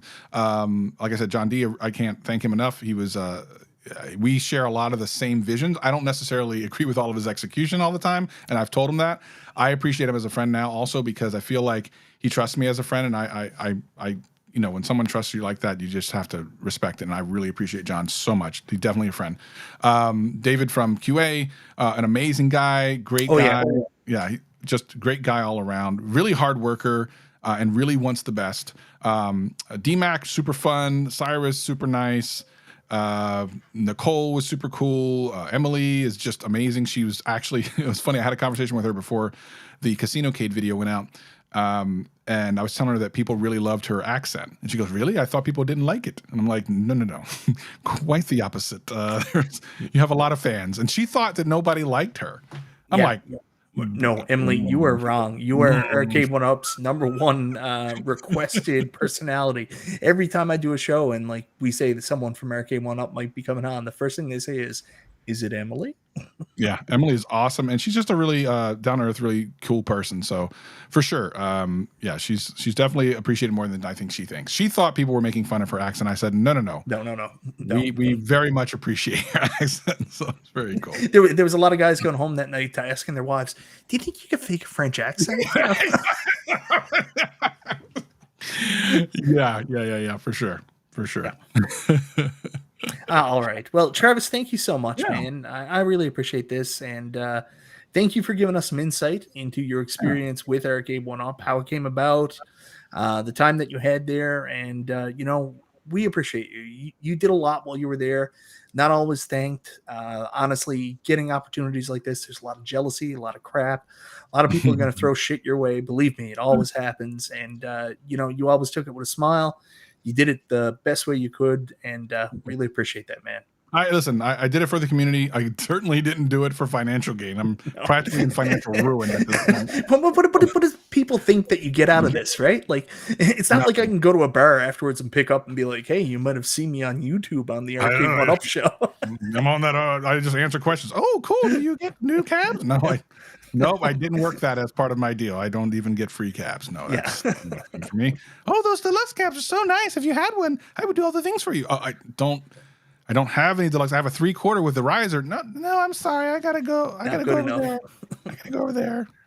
So yeah, no, I didn't get that. I mean, obviously at this point, if I really wanted to, I could probably cash out and ask for a bunch of cabs. I know they would give them to me, but if I'm being perfectly honest, there's really even nothing that's out that I even want. So yeah, I'm literally going to be left with nothing and hoping that I get reimbursed for EVO. That's basically what I'm left with. It's like, I hope that I get my money back. And if so, great. If not, it's another loss. There you go. Well, I'm glad you did this. I'm glad I got a chance to meet you. And, I think one of the things is, what is that? Is it white snake? You don't know what you got till it's gone. It's gone. Yeah. So, we're going to miss that one update, and hopefully they don't move away from communicating with the community, trying to get answers, working with people, because that is something that at a time when Arcade1Up wasn't putting out a lot of stuff was a real bright spot. I will say that. Ringer. Hilarious. That's actually not a bad idea. I would be a spokesman for bidets. Have you? I don't know how that works. So, like, you're a pretty big YouTube channel. You do a bidet video, then all of a sudden, does these people find you and be like, "Hey, we got a bidet that you might want to check out"? I'll tell you what, and this actually, I feel like things happen for a reason. Again, I spent a lot of money during this time, and a lot of time. I actually value more the time than the money, because you can always make more money, but you can never make more time. That's right. So I spent a tremendous amount of time on Arcade1Up, which to me is I'm more in debt in time than I have money. But I've spent a lot of money doing a lot of different things. And I noticed, I'm like, well, and I haven't been doing very many tech videos, so I'm not making as much money doing that. And then I just got potentially the biggest deal I've ever been offered. Like, if I spend here, for reference, if I do 1/20th, and I'm not even exaggerating this, 1/20th of the work that I did for Arcade1Up in 1 month, 1/20th of the work, I can't tell you what that even means. I can make like 5 figures in 1 month. I don't understand that. Can you explain that in pinball cabinets, pinball machines? How many pinball cabinets? For doing, I could get 6 whole pinball cabinets for 1/20th of the work. Yeah. And I realized, oh yeah, why did I stop doing tech again? Like, I'm not a money driven person, but it's kind of like, I'm not dumb either. Yeah. I'm like, well, okay, I need to go back. Yeah. I need to go back. It was nice being here, but it's expensive. So let me get back to where I need to be. So. All right, and if you do come back on this space, maybe next time we'll talk about some burgers. Like whenever you want, man. Listen, I'm here whenever you want. I'm looking forward to I'll be here. I'm looking forward to traveling soon. There's a couple places I got to get to. Nice. You ever been to Whataburger? So I've always wanted to go. Yeah, me too. Never been. You haven't been yet? Nope, I haven't been yet, and I've got a lot of friends from that area. Like my buddy Tyler, My Retro Life, he's up there. OTG's up there, and also the like Game Chasers. Those guys. I remember back when I started YouTube, I was lucky enough to talk to them a lot. 8-Bit Eric, they're all in that region. So I mean, they're always like talking up Whataburger. So I've always wanted to get there. That's one of the big ones. I'm gonna try it. Let's real quick take some questions from chat before we go. Oh yeah, we should do that. We've been kind of ignoring them. Chat, ask any questions you want. I'll try to answer the best I can. If there's anything I can answer, I will try my best. I see a lot of people I noticed in Whataburger's garbage. I see Carlo. I've seen Carlo a lot. Anthony's in the house. I love Anthony. He's a great guy. Whataburger's okay, but Texans will brag it up. Speaking of which, I'm going to be in Dallas in October, so tell me what I should go eat in Dallas. Can we talk 30 for 30? Can we talk about 30 for 30 on Arcade1Up? What does that mean? I don't know what that means. Can we talk about the 30 for 30 on Arcade1Up, Travis? Cornercade knows more than anybody. Believe me, no one's a bigger fan than Cornercade. He's Mr. Man now. Travis, what would it take for me to sing up for an NDA for MK? Oh, sign up for an NDA. So here's the funny thing. Console. I almost had Console Fanboy in the beta, but then he screwed up. What did he do? He made a bunch of like videos where he shit on Arcade1Up at the same exact time I was trying to get him into the beta, like the same time. And they're like, no. I was like, I almost got him in too. Here's the thing. Like, I know for a fact they, I don't know if I can say this or not. I hopefully I'm not breaking anybody's confidence, but like they actually sent Zohar a review cabinet of like the MK Legacy cabinet, the 30th, right? They sent it to him, but what had happened was Justin had already bought him the MK 30th. So he then sent it off to Killer Arcade Games. So like this is a company who like they do hear him. They want to show him how good they're doing and get his opinions. Yeah. No, they did. Yeah. Okay, I saw a bunch of stuff come through. Okay. Here we go. Who's the brains of Operation 1? Who says no to MK4 but yes to whatever? Give us a mindset and run that madhouse. I'm still trying to figure that out, Jeff, but I will say this. When they figure out titles, apparently there's a bunch of people to sit in a room and it sounds cliquish from what I understand. It sounds like it's very cliquish because it sounds like any one department can help veto, even if like everyone agreed, but then like maybe marketing didn't like it. I think they can veto. If product development didn't like it, I think they can veto. So it sounds like most games have to have, if not unanimous, almost unanimous agreement based on what I understand. Welcome for MK4 Donkey Kong. It's so hard. I think MK4 is not completely out of the realm of possibility. I don't think it'll happen next year, although anything could happen next year. I'm actually going to be watching very closely next year because what they have planned versus what will actually happen, there's a whole bunch of questions coming in. Let's see if we can zip through some of these. Go back to some of the early ones too, because I don't want to just go to the new ones. Oh, I got one coming up here. Okay, what is the fastest land animal? Zohar making a song about anything. Zohar being slightly irritated by somebody online and then turning it into a video. Yeah, that's pretty much the fastest land animal for sure. All right, let's see what else we can find. I'm sorry, Travis. I don't do as good reading the chat when I have guests, and I don't do very good even when I don't have guests. That's why I never claim to be the best person in this space. I'm the 16th best home arcade podcast on the go. Out of 10. Yeah, out of 10. 16th best. All right, let's go. A lot of really nice comments. People saying thank you to you, Travis. Let's go find some good ones. Now's your time to ask, guys. NDAs don't stop when you leave, Nooner says. That's exactly true. Right. That's true. Exactly That's right. 100% Nooner. true. Exactly right. I know you can't answer this, and I'm going to throw it up there right now. Qbert. Everybody wants Qbert. It's the one thing I haven't heard literally being talked about actually being made. Yeah. Not saying that it won't ever be made. I suspect it will be someday, but I've literally never heard a single thing about it being made in all the conversations I've been with. They have the license. I know that. They have the license. Yeah, of course. They have the license for everything. Yeah. Except so for Killer Instinct, which was apparently they blindsided them, which is interesting. Oh, that sucks. So we're never going to get another KI cab from Arcade1Up. I don't know about never, but certainly not anytime soon because that game's got it now. But does that games have the license or does that games have a license? I'm pretty sure that there's only one for this space. In other words, they can make an Xbox version. I suppose they already have an Xbox version, but but here's the thing. I don't know. Well, okay, so wait. I think I may know what you're saying. Yeah. Could Arcade1Up do anything with the software and stuff they have and then I don't think they can make new hardware off of it. However, they do have hardware sitting around in some places. They could maybe do things with that because they own it and they did pay for that and it's part of their license. I believe they could do stuff with their existing thing. I do not believe, and I could be wrong, that they could make anything new using that license. I don't think that I think that it's gone. Like they no longer have the right to use it. I could be wrong about that. You have to ask Cyrus for sure, who will definitely not answer that. No, Cyrus won't be like, well, you never know what could come out in the future. He knows because he's actually the licensing guy, so he actually does know. Yeah, my guess is you will not see another cat. Plus, that's another thing that didn't sell as well as it should have. So no, Killer Instinct didn't, and marketing screwed that up when they announced the Pro Cab. The Pro at the same time, yeah, it was absolutely killed it. But I will tell you that I also know Arcade1Up also have a policy, and it's a risk-averse thing that if someone else is doing something, they're probably going to hold off and not really do it because it might impact their sales. I heard tale of one thing they were thinking of doing. So here's an interesting thing about how good some games are. I was told once that KI was so optimized. And remember, before KI came out on the chipset, we were like, most people were like, I mean, it's hard to emulate. No one thought that Arcade1Up could do it. And of course, it's Code Mystics. We know Code Mystics is freaking amazing. Yeah. I was once told that it could actually run on, they told me this, I was like, I don't believe this, on Star Wars. Like they optimized it so well, it could run on Star Wars.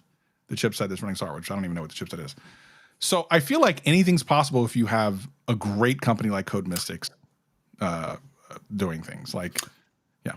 I think the community would have been very happy if Arcade1Up could have pushed everything there, but it's not the way it works. I would imagine that when it comes to doing these projects, they put out they put them out the tender, right? And like they make.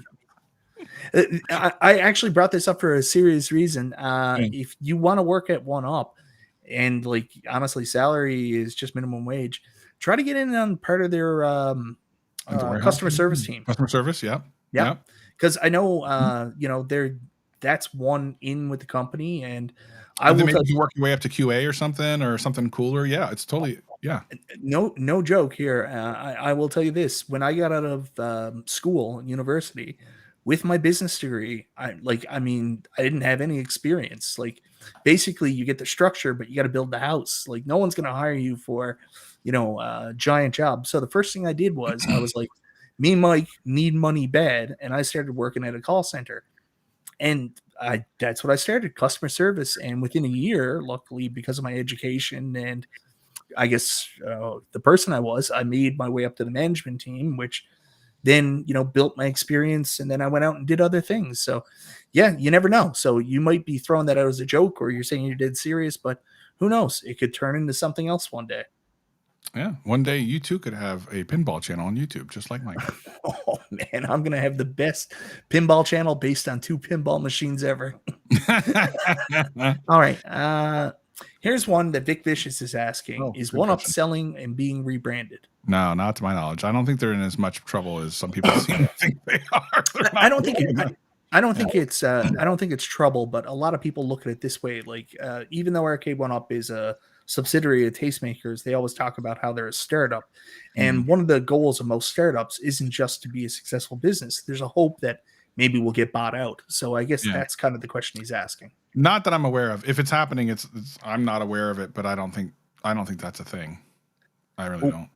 This is a good question. This is something I've heard talked about. We'll play cabinets of small titles. Why won't they allow link like Fast and Furious and cabs like Street Fighter, which has Street Fighter has a battle circuit? Oh, you're talking about like Street Fighter 6?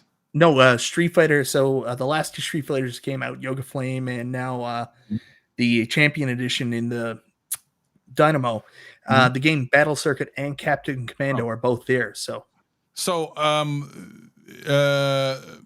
easy answer is those titles were emulated way before Fast and Furious was, and the technology that was created for the link is not a universal thing. It's something that Raw Thrills came up with. So while I think Arcade1Up could potentially ask for the code to somehow be done by a different developer, I think it's a lot harder than you might think. Please watch Rocky 4. Everyone can change, even people can see. Oh, console fanboy. Rocky 4, one of the best movie soundtracks of all time. Good times. Zohar, the MKXL will be out sooner than 2026. You got to get on top of this soon.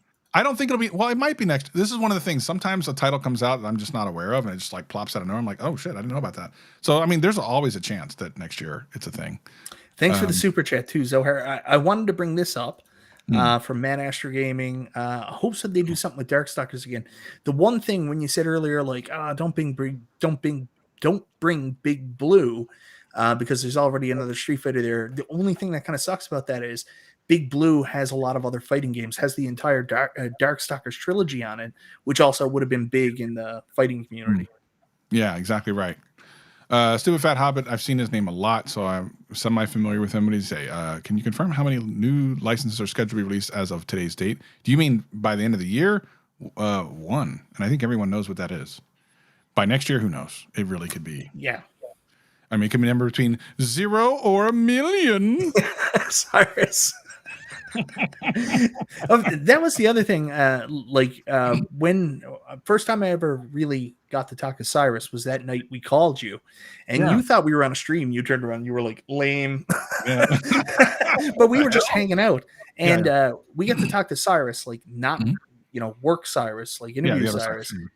He's the same dude. Like you talked about B being the same guy he is on camera. Cyrus legitimately loves what he does, loves the games. Like he's not selling you a sales pitch. Like he's really excited about it. Like I was fascinated by that. I was like, wow. Some people just like that, which I think is cool, man. I'd rather be around positive people than negative people anytime, even if it seems weird to us. I don't think that. I think bringing someone down to your misery is like the wrong way to do it. Like let them lift you up. You know what I mean? Like it's fine. Another NBA Shaq. I think they're done with the Shaq. There is a NBA. Show me what Partycade. There's already a Partycade out, right? There's a new Partycade coming out when the 30th comes out. Yeah. So the weird thing is I saw it. I didn't know it was new. Yep. Yeah, it's nice.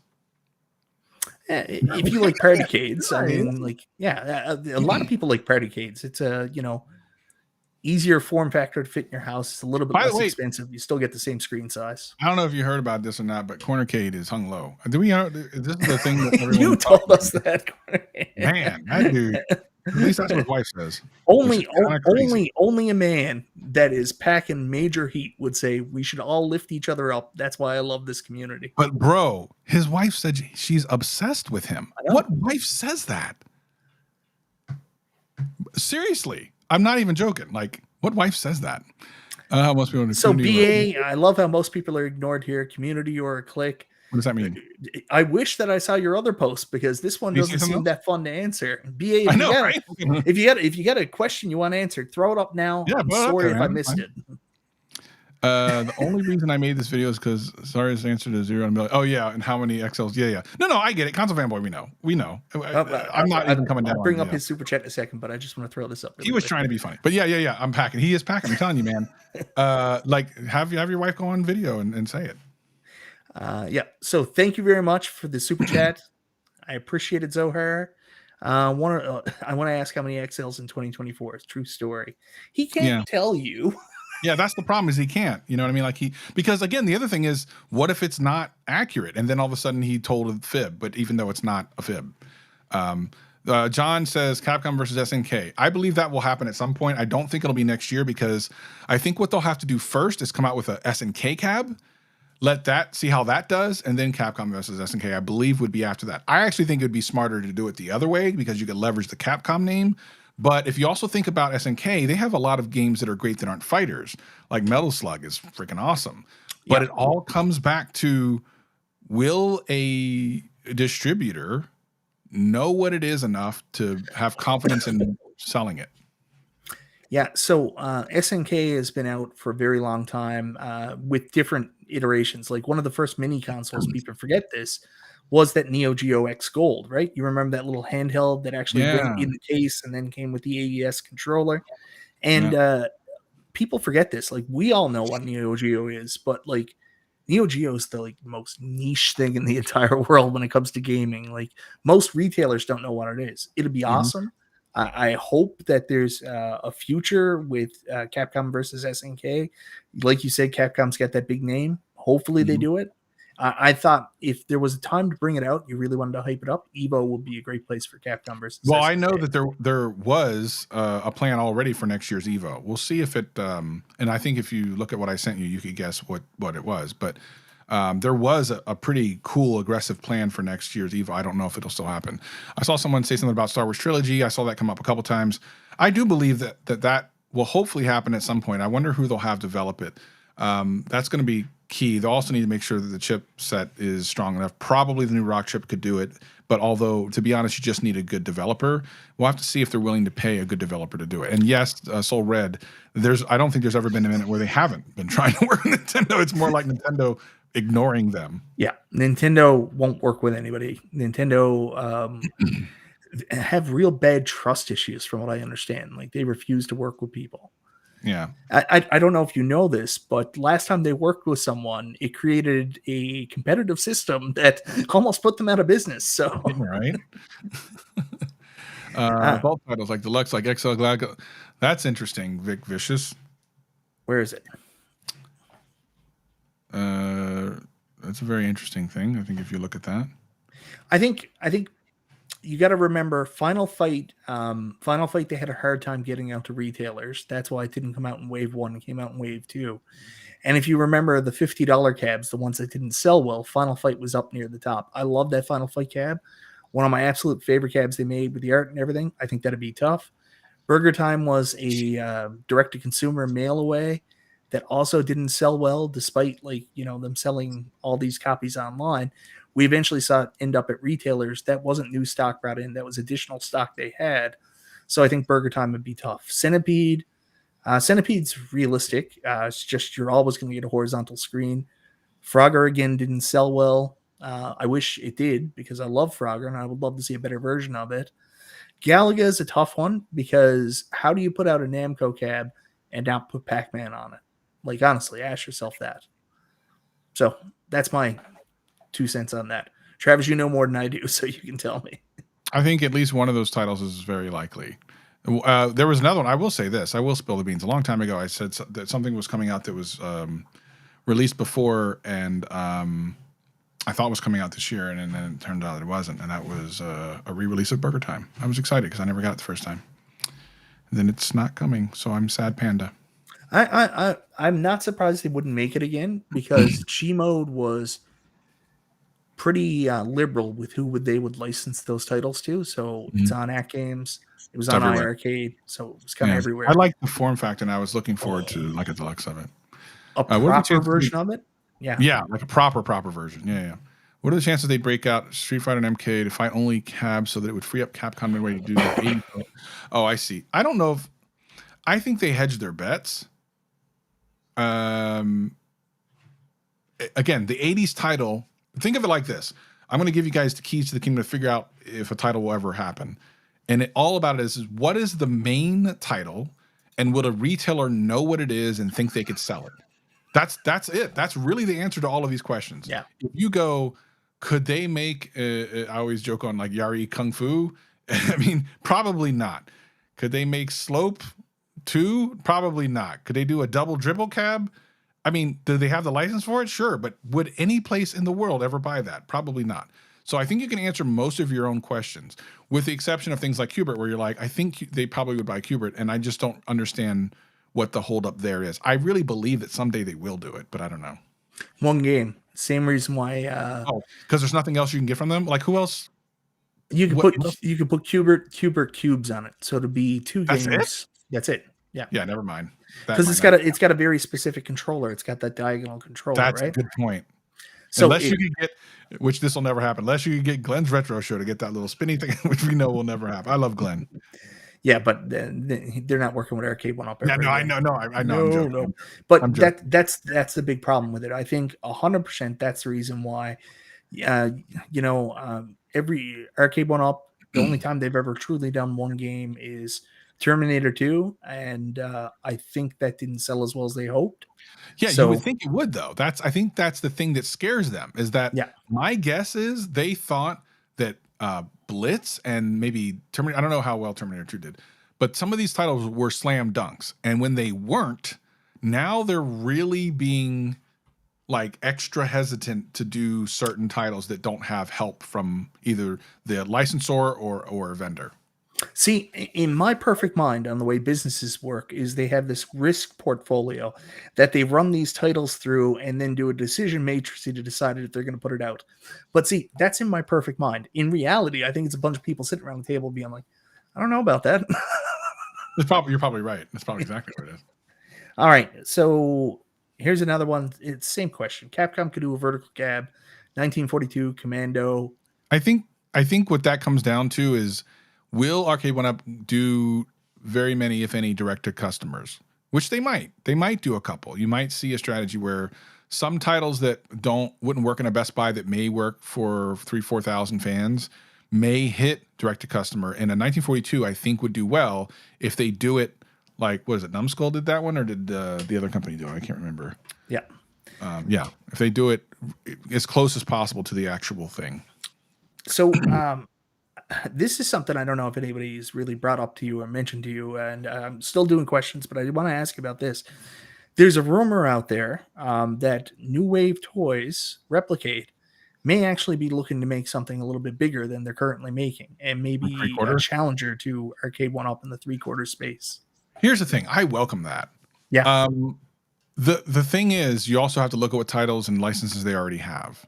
And almost none of the ones that they have, well, I don't know this for sure, so I shouldn't speak in this. The only thing I can tell you is that the licensing that Arcade1Up has prevents other 3/4 scale games of those titles that they have access to. So it would be difficult for them to come in. You can't think, oh, well, they'll just do the same titles they have the smaller version of, because likely Arcade1Up already has that locked out. So that would be difficult for them. Having said that, I welcome it, because if you own any of those, that's an exciting proposition. Those things are bad. I got like 4 or 5 of them back here, man. Like I have anything that's kind of, I even have like My Arcade. Like I have everything, the little keychain, I have all that stuff, because I find it fascinating. I think it's awesome.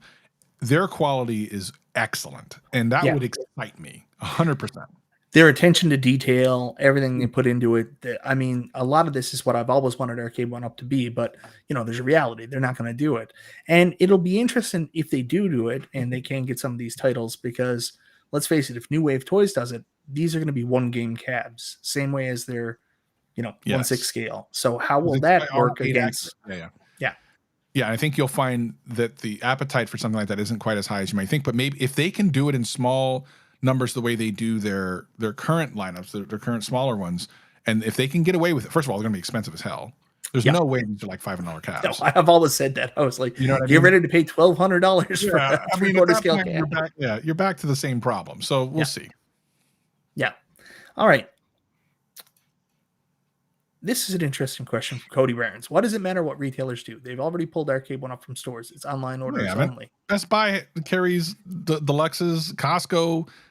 You've seen the Costco leak. That's completely not true. It's not even close to being true. Walmart still has them. It's not true. Yeah. So someone else mentioned that to me as well. They said all the stuff is still coming directly from the distributor. They're only acting as a front.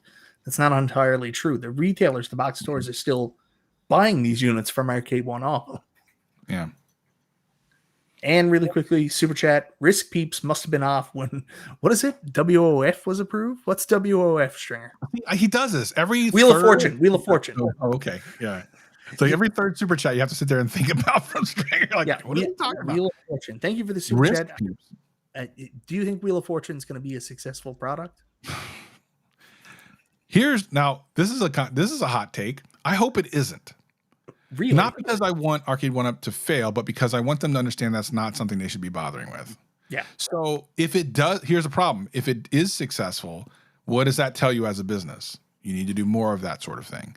So I want it to not hurt their bottom line and as a company so that we can still get cool cabs, but I want it to not be so successful that they're like, that's our new direction. They're looking for other things outside of arcades that aren't necessarily selling 1,000%. They need to do that other thing and they're looking for it. And, listen, props to them.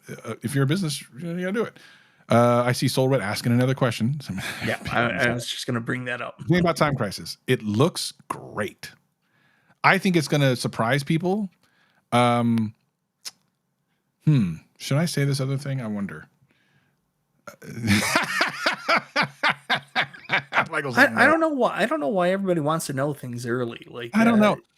But let's just say this. This is safe to say. Very soon, all answers will be given. So I think you don't even have to wait that much longer. Just play your games for a little bit. Just kind of keep an eye on what's going on. You're gonna have answers not that long. I saw someone the other day say something like, "Oh, it's not coming out this year." I'm like,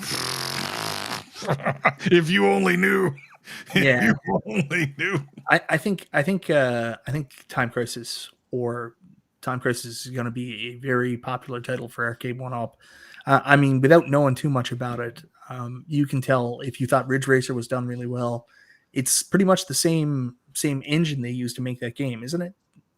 Time Crisis and Ridge Racer emulator. It's the same. Yeah. This is the good thing. First of all, the emulation is done by Namco. So wait, why am I? Never mind. What am I saying? Josh, maybe yes. Ridge wallet. Do I have a Mikey 2 pins Ridge wallet? I don't. Wait, I do. I got it from I think I got it from Ridge when I was actually at an event and they were just handing them out. Yeah. So Ridge is in the past. I'm working for, I gotta say this right, Exter now. So they're a new wallet company, and they sent me some. I'm not really working for them. They didn't. The difference was Ridge actually gave me money. Ridge was like, "Hey, here's some money. Please talk about our wallets." So they would pay me for my time. This other company reached out, and I was like, "Oh, well, I'm in with Big Ridge money. I don't really want to get involved with another company." Okay. But they were just really nice, and they were like, "We just want you to check out our wallet and see if you like it." Okay, that's good. And they said, "Hey, if you sell them, we can give you some money back." And I was like, "I don't even care. Just send the wallet." So they did, and it's actually really cool. It's a little bit bigger, so a little bit more uncomfortable, I guess, in terms of carrying stuff in your pocket than the Ridge.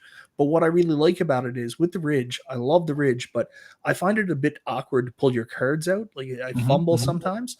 With this, it's got this pop-up thing, and the cards actually pop up like a descending row, and then I can pull them out. So that's really comfortable. And they sent this tracker card that I thought was pretty cool too. Oh, cool.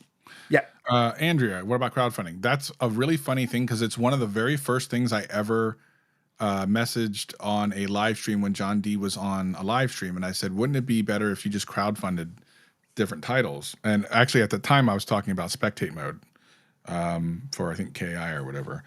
And so it's funny you say that. I 100% have been tooting that horn. So I don't know. We'll see. I don't think they're going to do it, but I think it's probably if they could get away with doing it, it's the best way to be safe in making some of these titles that we want, but they are maybe kind of anxious about to make. I think. Yeah, exactly. The risk, of course, with doing it, I understand the risk, because if like they launch, Arcade1Up Labs or Arcade1Up Special Reserve, that's the whatever name they come up with, and then they launch their first crowdfunding project and it fails, it's DOA. So like there's a risk associated with it, right? They've got to do it so well. They've got to get the right title to really do like they almost got to throw a softball up to get a launch on the go. I agree. Something totally people would really want. Yeah, this is a great super chat. The community thinks Arcade1Up makes cabinets for the fans who own 10 of them, looking for an 11th. Arcade1Up actually makes cabinets for the people who've never heard of them. Nicholas has figured out, he sees through the matrix. Remember how when you watch me, I just see blondes and brunettes now. I don't even see the zeros and ones anymore. Nicholas sees through the matrix and understands everything. That at super chat should be stuck for everywhere. Prosper every single live stream. I'm a pin it. So funny story here. You know how this whole home arcade business started in the first place? How's that? Namco and Walmart wanted to make a Pac-Man home arcade. Interesting. And they approached one company who said no. And then Tastemakers said yes and made them. And then the other company said, shit, we should have done that. Well, that sounds like what Nintendo and Sony, the whole Sony thing going to Nintendo going, hey, what do you think about this? Like, no, are you kidding me? And Sony's like, all right. Well, no, they made it. They were in the middle of it. And then it fell apart and they signed that deal with, what is it? Philips. Philips was going to make the new Super CD. Then that fell apart. And part of the litigation was that's when Philips got to release those Hotel Mario and Legend of Zelda Wanda Gamelon in those games. That was part of the settlement of getting out of the deal from the Super Nintendo CD Philips was going to make. And Sony just took everything and said, we're just going to make our own system. Yeah. And look how, and everything, the rest is history. Yeah. Thank you very much for the super chat, Nicholas. You got to figure it out, man. You should be the one with the YouTube channel. Exactly. Start a YouTube channel, Nicholas. Yeah. Figure it out, guys. It's a Pac-Man company. Hold on real quick. Bill's Retro Show. I don't want to leave. There's so many questions. I'm really sorry, guys. I've been paying attention. I've missed some of the questions. I'll be watching 2024 just as closely as you, Bill. So why do people want this? That's the question I'll ask. Why do people want this? I'm glad you say that, because again, remember I said sometimes you got to think about, should you do something rather than can you? Of course they can do this. Yeah. Should they? Again, I maintain that technically my At Games is the only cabinet I really need, considering I don't need a driving game and I don't need like a flying game. Short of Star Wars, which has a specific thing, and maybe Tron, right? I only would need At Games. Because I can put everything on it. Like literally, I can touch a computer. I can play Street Fighter 6 on it if I want. I can do everything. It's done. But it doesn't scratch the nostalgia itch. And that's the only reason why I have other cabinets. So I think people want that. I think some people it'll fit for them. Like they'll go, no, I'm good. Yeah. That's all I want. I'm good. And I think for others, they're going to think that's going to scratch the itch, and it won't.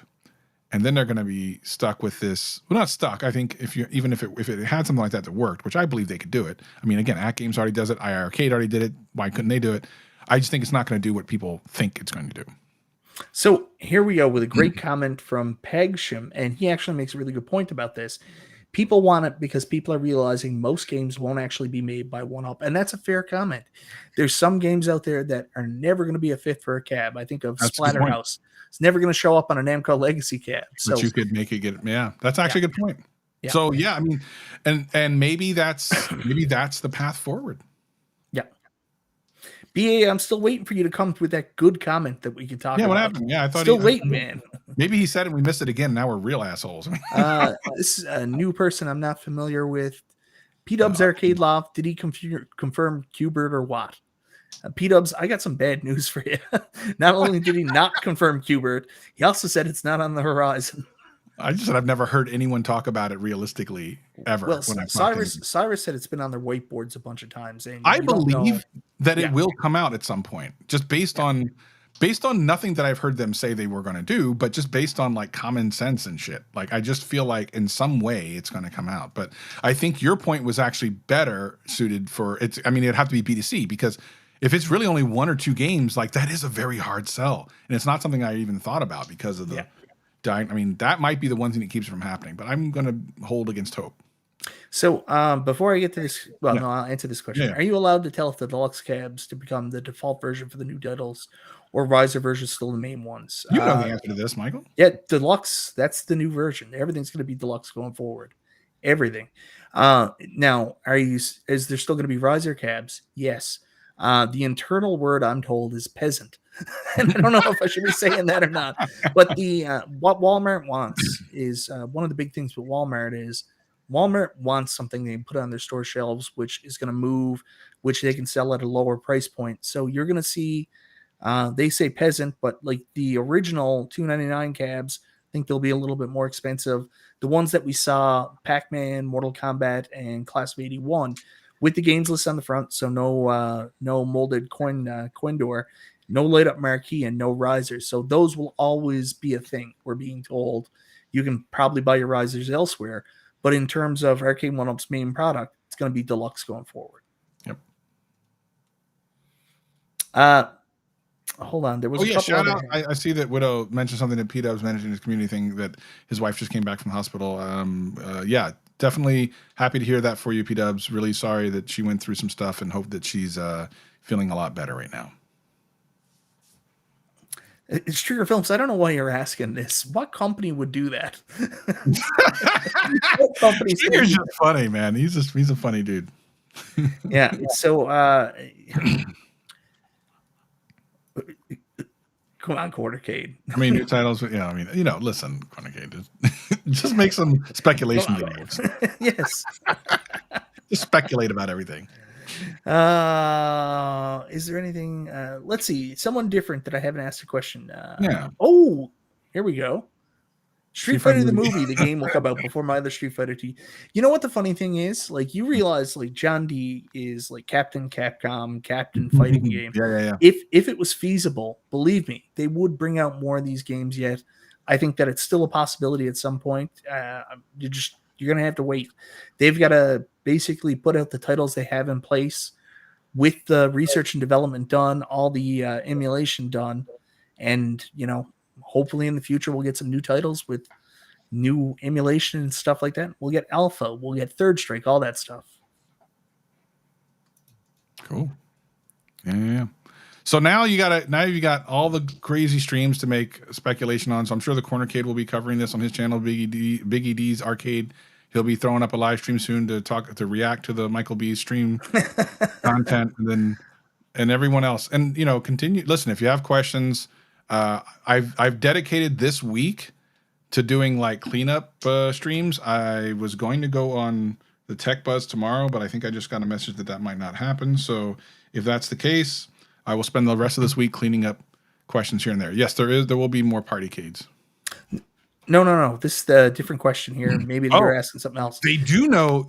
Yes, actually, this is something they are aware of, and I believe we will see this eventually. I'm not saying this based on anything that I know for 1,000% sure, as far as like that I know this actual product is coming. I'm saying this based on the fact that I know for a fact they know that that's a successful title, and that people really love it and that sort of thing. So yes, I believe that. Oh, okay. Well, look, Stupid Fat Hobbit, it's MK1. That's sorry. Are they going to do a new XL non-shack? So they're doing a deluxe non-shack. If the deluxe non-shack sells well, I would think so, which is weird because they've never really like double dipped on an XL before, but they totally could. I wonder if here's the problem, because I don't know that the XL shack sold well. I don't know if it did. I'm not saying that I know it. I just don't know. But the problem is, you now don't know if the reason that it didn't sell well was because of the price, because of the shack, because of the monitor, or something else, right? So I think for them, if the deluxe sells well, then they might go, okay, no, the title itself is good. And maybe if we get rid of if we do a good monitor and a not Shaq, maybe it gets like, that's the thing is you have to get loud and let them know that the reason why you didn't buy an XL Shaq is because of Shaq or the monitor or something. And I think that will at least help.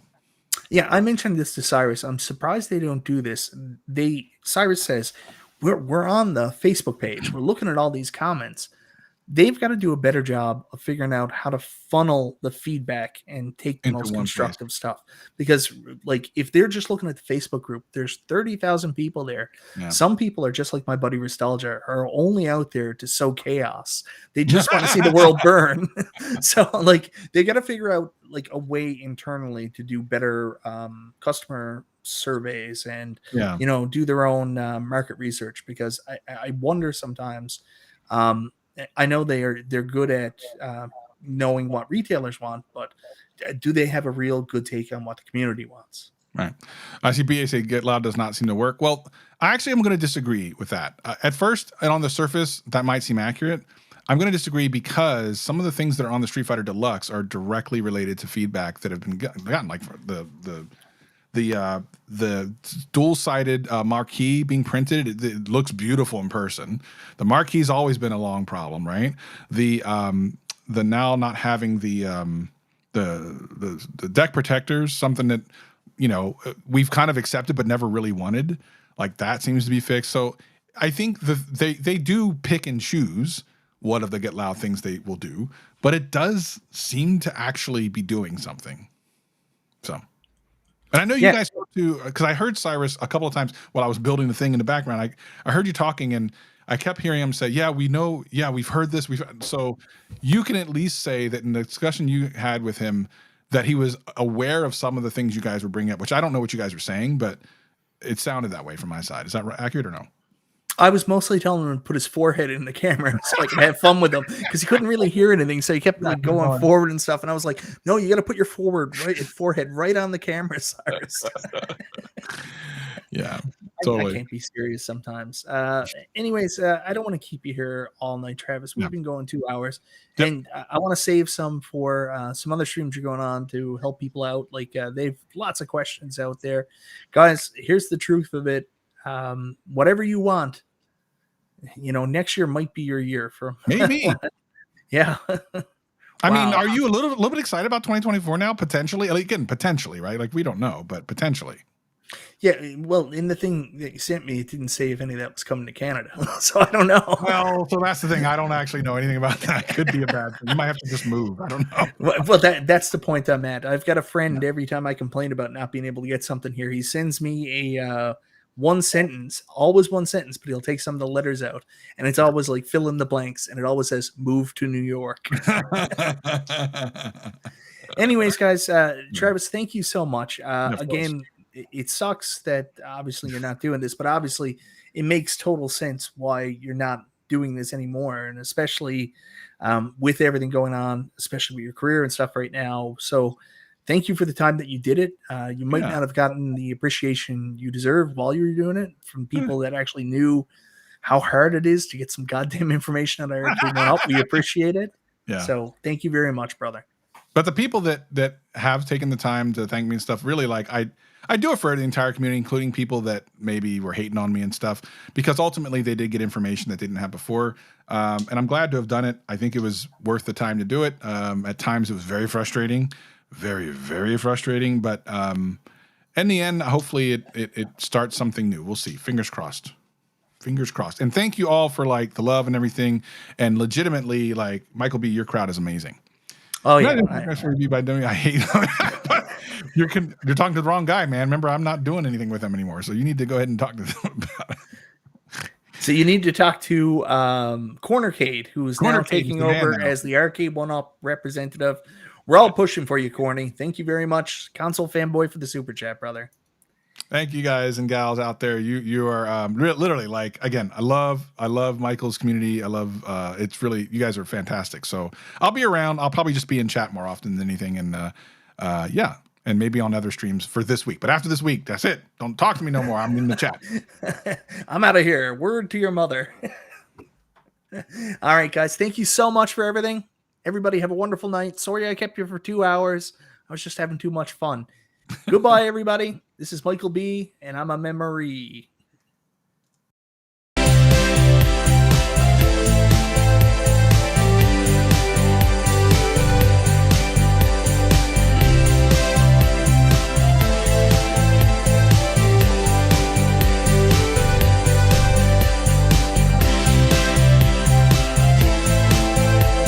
There's going to be a champ. I like Nicholas. Nicholas is funny. We're still on, by the way. I know. I was gonna joke around and say that I can't believe we fooled them. They don't know Qbert's coming out next month. Anyways, seriously, good night.